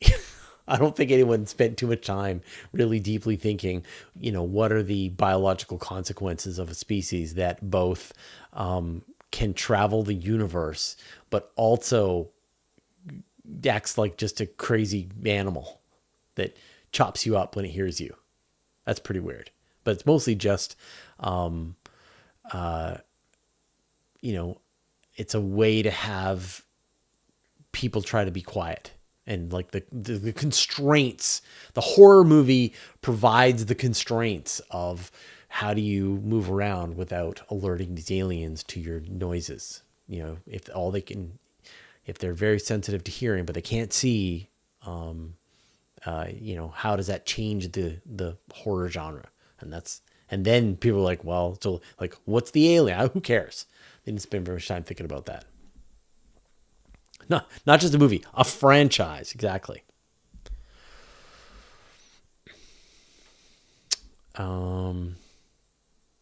TS Vlogs. We talk about the sun will be almost engulfing Earth in the next 5 billion years. We don't talk about the neighboring massive Jupiter. Will Jupiter also expand similar to the sun since it's also a gas planet? No, Jupiter will not expand. If anything, Jupiter is contracting. So as it cools down in the center, it is contracting slightly as it goes. That the sun, the reason the sun isn't necessarily growing. I mean, it will engulf the Earth in about 7 billion years when it uses up all of the fuel in its core, but it's putting out more and more heat, increasing its luminosity. So like what's happening is it's converting hydrogen to helium in the core. The helium is forming this shell that is around the outside of the core. And it is sort of causing the sun to put out more heat. And in the next billion years or so, the heat will become so intense that it will actually wipe out life on the surface of the Earth. It'll boil the oceans and end life on Earth. 500 million to 1 billion years, maybe 1.5 billion years. But Jupiter doesn't have the same process. Jupiter doesn't have fusion in its core. It's not running out of fuel in its core. So Jupiter is just cooling down to a ball. Eventually, Jupiter will cool down to the background temperature of the universe. It'll just take a long time.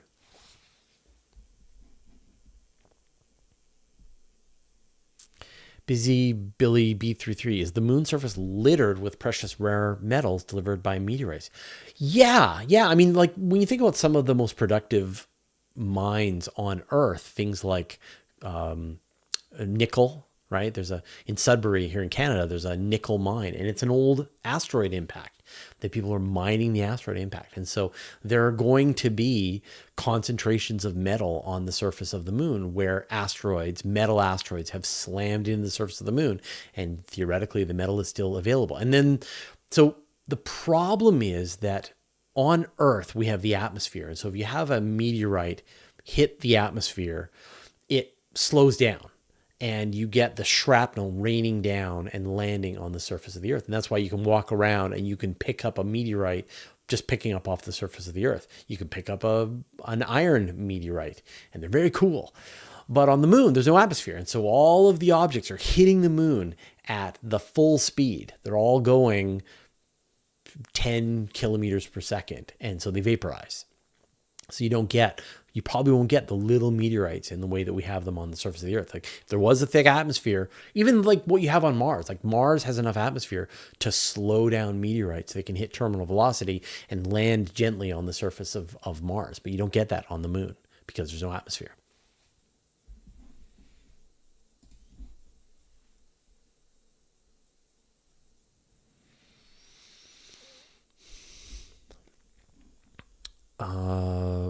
Sarvanacanan, a rotating neutron star can take in more mass before it becomes a black hole. What happens if we take a non-rotating black hole that has the mass of a neutron star and spin it up? So like once you turn into a black hole, you can't do anything else. Now, as you spin up a black hole, its event horizon will turn into an oblate spheroid. So if it's a non-rotating black hole, then it is just a sphere.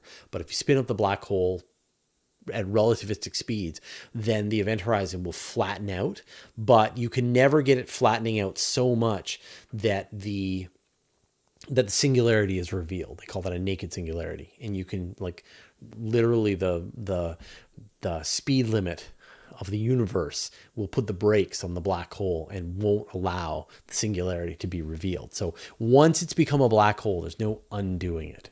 You can't spin it up and turn it back into a neutron star.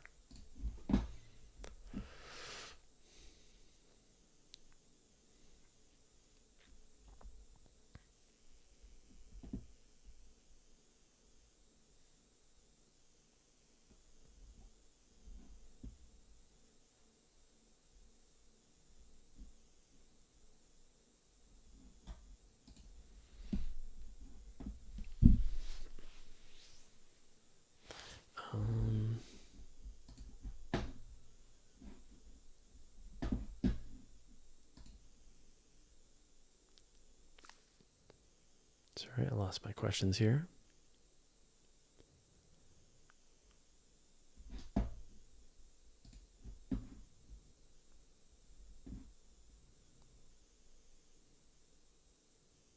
Okay.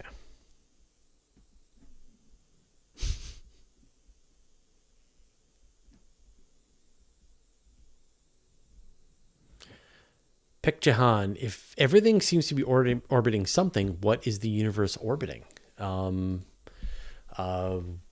The universe isn't orbiting anything because the universe is everything that is.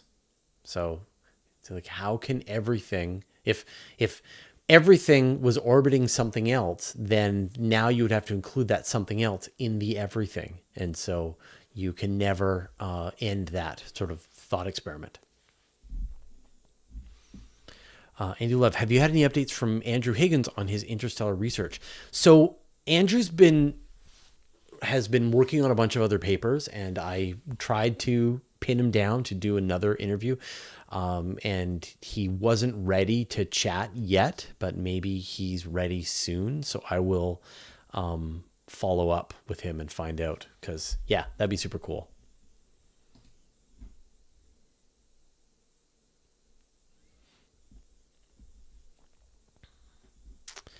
RTX agent, how does Hawking radiation work when nothing can escape a black hole's event horizon? So what time do we have? Okay. So the Hawking radiation isn't coming from the black hole. It's coming from the area around the black hole. And then the black hole is donating the material. That is the short answer. The long answer, I've done a couple of times in recent question shows. But do I give the long answer? Sure, why not? Okay. So Stephen Hawking figured out this idea of Hawking radiation. He realized that black holes should evaporate over vast periods of time. And the way to understand this is, imagine that if you just were in empty space, there was nothing, like no stars, no planets, no energy, nothing, just the vacuum of space with nothing in it, no fields, nothing.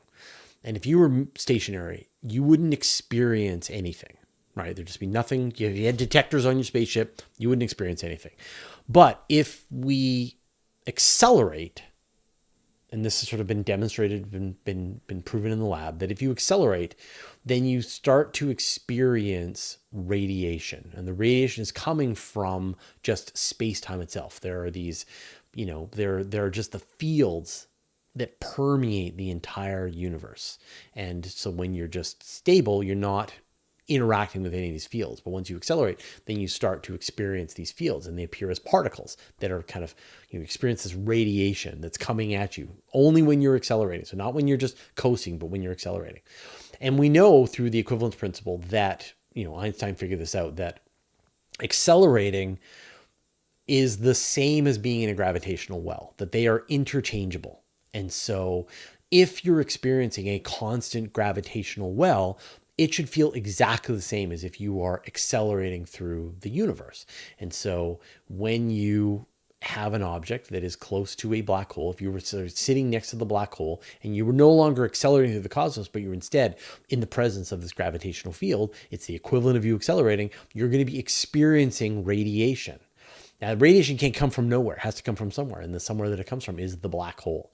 And so from an outside observer, they're watching radiation slowly come from the black hole, which is just the consequence of this equivalence between acceleration through just space itself, interacting with the fields that permeate the cosmos, and the black hole's gravitational existence in those fields that permeate the cosmos. The two have to be identical, and so energy is released. So does that explain the question of why, in theory, radiation should be escaping? And the term for that is like Unruh radiation.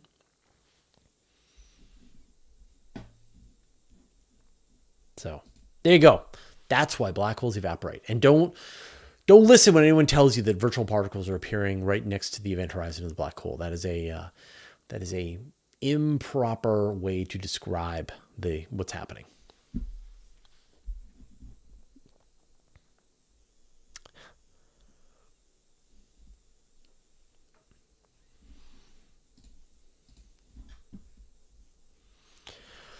Jack Westy, do you think that New Horizons will find another target flyby? I hope so. The machine that's going to be able to do this will be the Vera Rubin Observatory. It's going to come online in 2025. Like, we're just now a couple of months away from, what are we? September, October, November, December, January, February. Like, we're 6 months away from first light for Vera Rubin. And then once Vera Rubin comes online, within a couple of months, it should find a whole bunch of new Kuiper Belt objects that are in the area where New Horizons is. It should find Planet 9. So hopefully it should find new targets. And New Horizons still has fuel in the tank. It still has destinations it could reach within its sort of flight cone as it's moving forward. So the hope is, and I know that Alan Stern and the rest of the people on New Horizons are really hoping they can do more science with this.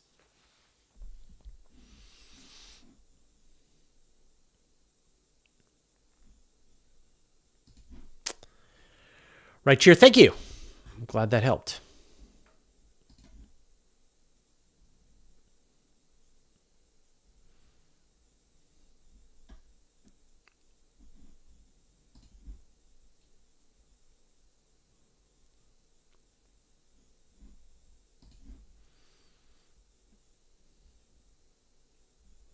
Robert Allen, would you consider going back to school to become an astronomer? No. Nope. No, I don't want to be an astronomer. I'm happy being a science journalist. Like I think there's a need for people like me to explain the things that are happening, to focus on educating the public about what's going on with space and astronomy. And there's a place for the people who are actually doing the research. And, it is a symbiotic relationship, maybe a parasitic relationship. But yeah, so I think, I don't know if I'd enjoy being a scientist. I kind of really like being able to flit around and look into the kinds of things that I'm curious about. And I think I would have a hard time just sticking my head down and focusing on one very specific kind of research for a long time. I don't have the attention span for that, I think.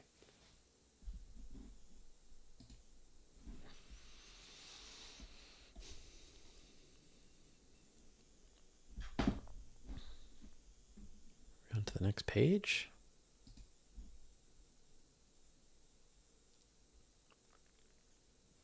You're too old for school. I actually went and got my computer science degree 10 years ago.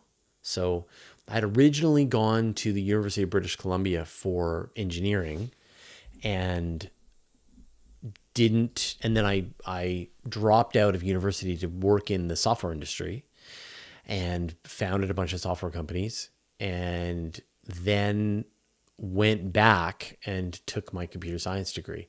And I did well. I destroyed it. I crushed it because I have all this life experience, right? So it was very easy to be like, oh, you need to take an English class. Like, okay, let's do it. right? I got all my assignments done in a couple of days, and then we had to write research reports and things like that, and I just crushed that because it's writing is very easy for me. I write a lot. And then the programming part I was really fascinated, and I have a work ethic, right? I've learned how to work. And so I was able to get my projects done and focus on my assignments and sort of complete all the stuff that was expected of me. And I learned a ton, which was great. I had a really good time. So I don't think you're ever too old to go back to school. I think university is a very well-structured place if you want to learn very specific skills. And then if you can bring to that a more mature adult understanding of how the world works, and you can appreciate the horrible expenditures that you're going through to go to school. The kids these days at university, and always, like kids at all ages, right? Whenever you go to university, you just don't appreciate what you have access to as a person. Like, this is not a chore. This is not a like high school, where you're forced to go to high school. Like, you have chosen to go to university. You or your parents have set aside an enormous amount of money, and you're attempting to get the best possible education that you can out of this experience. And as a person who is fresh out of high school and doesn't have the kind of world-weary experience and knowledge of what it's like to work a 9 to 5 with a crappy boss for 10 years, where you just barely have enough money to get by, a person who has had those experiences, not that those were my exact experiences, but a person who's had those experiences can look at university with a fresh perspective and go, I'm going to make as much out of this experience as I can. And so I think that's the value. And then universities love having mature students there. They love having adult students because they work hard. They set a good example for the kids. And I think there's real value there. So no, I think you're never too late to go to school. It's just so expensive to go to school. And so you can't just on a whim decide to go to university. You've got to go with a very specific end in mind, and you've got to be very diligent and disciplined. Like, I went to university to get my computer science degree when I had 2 young children, and I was running Universe Today at the same time. So I still had my full-time job. I was a parent of 2 children, and I completed my computer science degree. And that's like, you have to be organized with your time.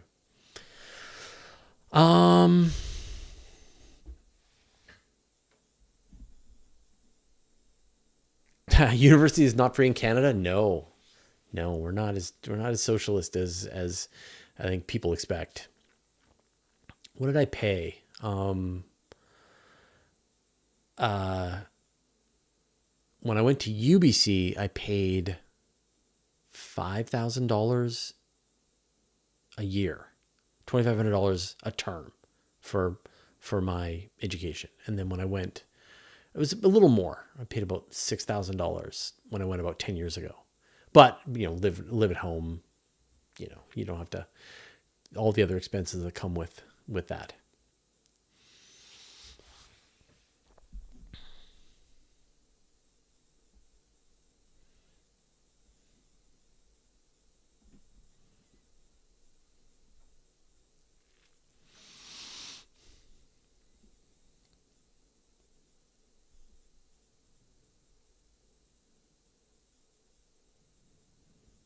Giovanni Falmouth, are the Chinese trying to send people to the moon? Yes. The Chinese Space Agency has laid out in fairly concrete detail their exact plans for sending humans to the moon. So currently they've done 5 missions to the moon, the Chang'e series. Chang'e's 1 through 5. Chang'e 6 is coming soon. It's going to be another sample return mission. Chang'e 7 is going to be an in situ resource utilization mission. And then come 2030, they're going to have their mission, their human mission to the moon.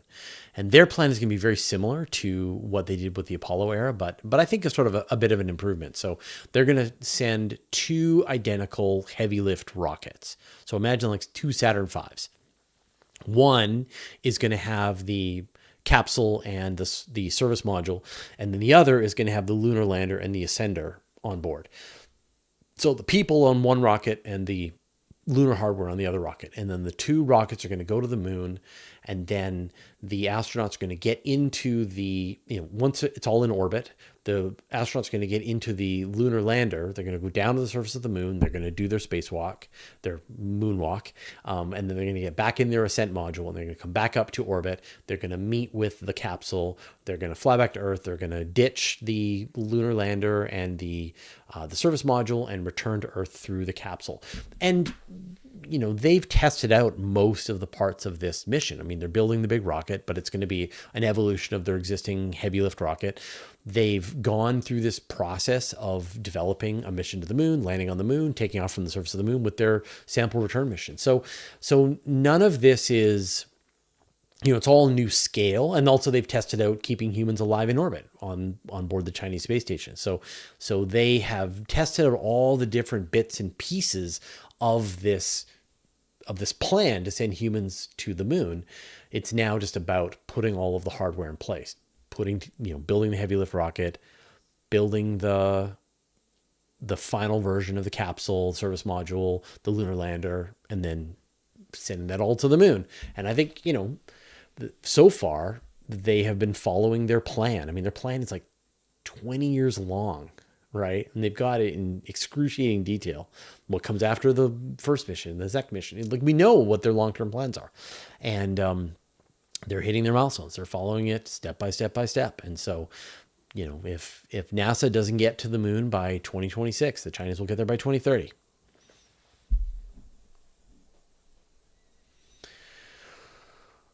Dao Yue.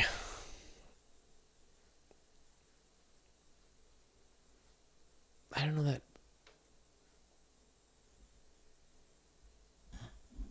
Oh, that's the moon.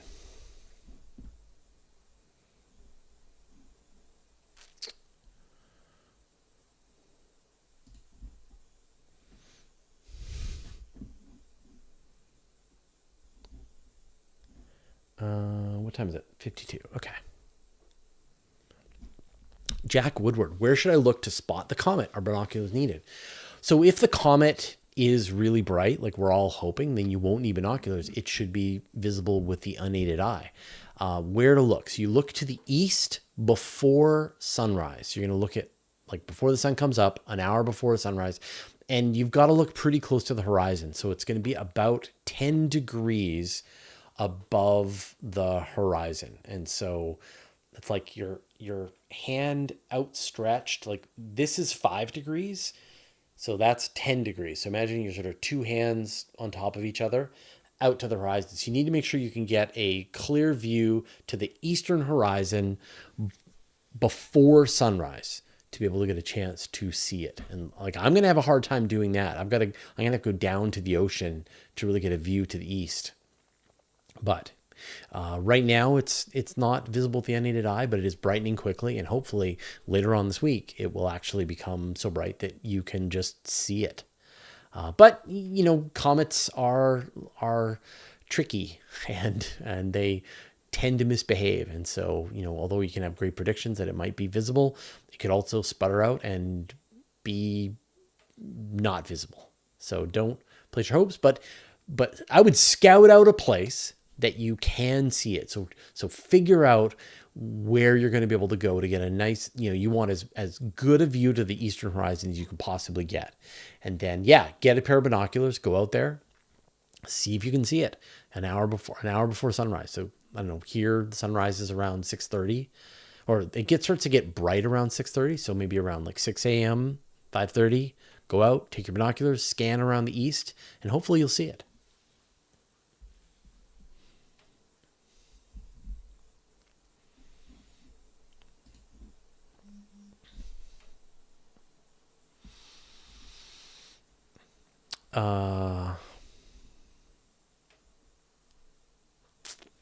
Austin Space, what are your thoughts on the newer aerospike rockets?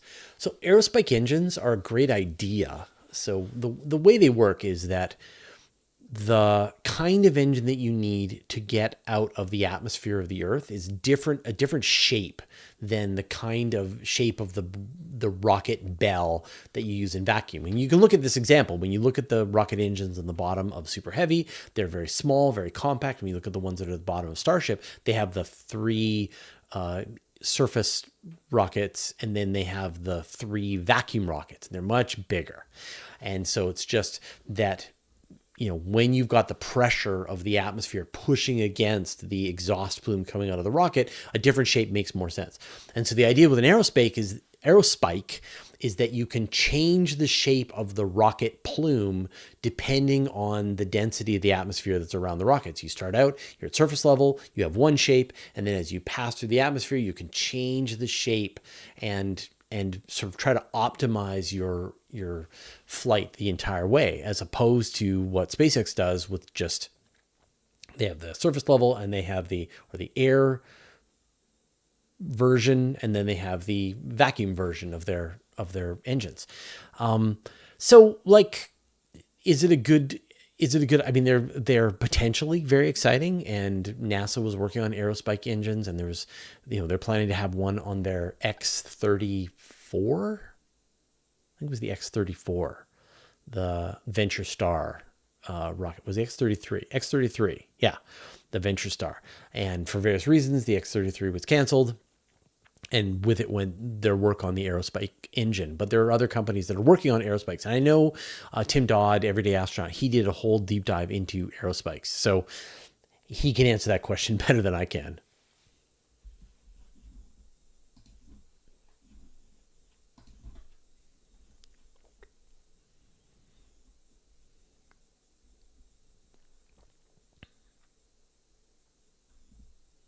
William R., would you be in favor of seeding life elsewhere in the solar system?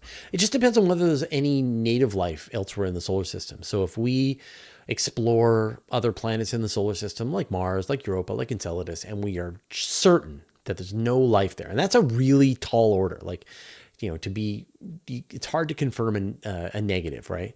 You keep looking, and maybe there could have been life there, but you just didn't look comprehensively enough. But if we are sure that there is no life, then yeah, absolutely. I think life is better than non-life. Trees are better than rocks. So I think it would be interesting and useful and good for the universe if we spread life beyond Earth, because life on Earth has a limited time frame. I mean, it's just a matter of time before the sun boils the oceans and cooks all life on Earth and destroys the planet. We are on a timeline here, people. And so we are an actual being that has appeared on this planet, and we have within our power the ability to spread life out there into the universe. And I think it's our responsibility to do so. So, but that assumes that we're not going to destroy any indigenous life that's already there. So step one is absolutely make sure that there is no indigenous life on any of the planets or moons in the solar system. And then step two is see if we can grow stuff there. Let's spread life to those places. Now, we're going to do it anyway, just because we're filthy and we're just covered in life, and we're just going to take our life to these other places anyway. So the question's kind of moot. The point is kind of moot. Jack Jenkin, what are your top 3 moons in the solar system? Titan, Triton, and Iapetus. So, like Titan, obviously. Oh, and Ganymede. Okay, Ganymede. I'm going to go for 4. So, Titan, obviously, like, no explanation needed. Triton, this is the large moon of Neptune. It orbits backwards from the rest of the solar system, probably a captured Kuiper Belt object. It probably has geysers like Enceladus does. That's a cool place. Iapetus just looks bizarre. It's this weird yin-yang moon. Half of it is bright white. The other half is dark. How cool is that? I would love to see. And it's got this weird ridge that is like 10 kilometers high that goes around the whole moon. I would love to have this place explored. And then Ganymede. And Ganymede is is a moon of Jupiter that's large enough that has its own intrinsic magnetic field. It's probably got a thick sheet of ice around a liquid ocean in its interior as well. It's just as interesting as Europa, maybe more so because of that magnetic field. So those are my 4 moons out of your 3. Which ones are important to explore scientifically? All of them.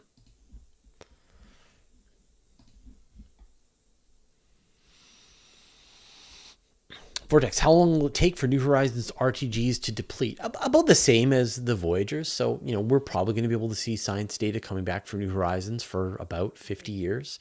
So let's say that it launched in 2007.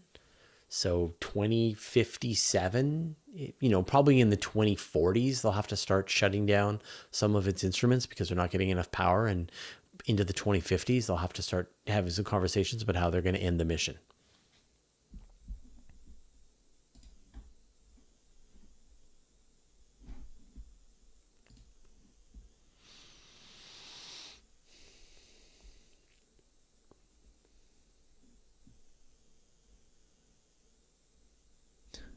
No regular moon, like the moon?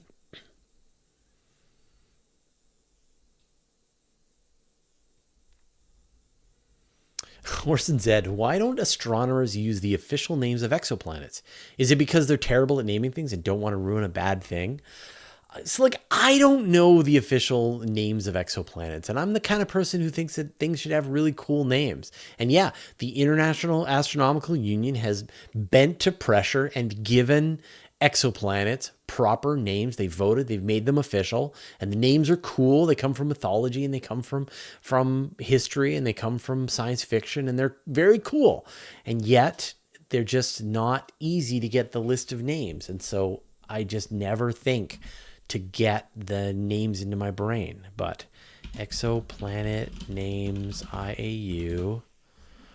So Fomalhaut B is called Dagon. Let's get some names here. Arion, Orbitar, Dimidium, Galileo. So the planet 55 Cancri B is called Galileo. Brahe, Hala, Finlay, Hypatia, Ager, Puli, Sissy. Yeah, so there's Cert. And there's like mythology for each one of the names. This is great. And yet we just don't use them. And now that you've reminded me, I think I'm gonna follow up. I'm gonna try to get that list of names more readily available. I mean, the problem is there's like 5,000 exoplanets, right? And yet, I don't know, 150 have been given names. Tundra, Independence, Ganja. Yeah, this is great. I love it. This is what we've been asking for. They've done it. They've delivered the names. Now it's our job to use the names. Like WASP 79b is Polera. There you go. Right? We always talk about WASP 79b, and it has a name. So, yes. There you go.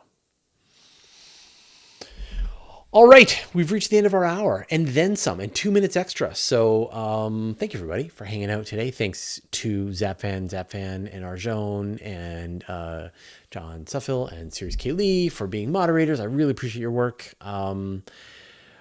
Thanks in advance to Chad and Anton. I have to deal with this nonsense. I am going to be gone, like I said, so no live show next week.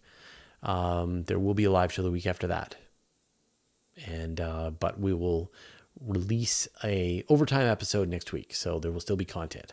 All right, thanks everyone, and we will see all of you in 2 weeks.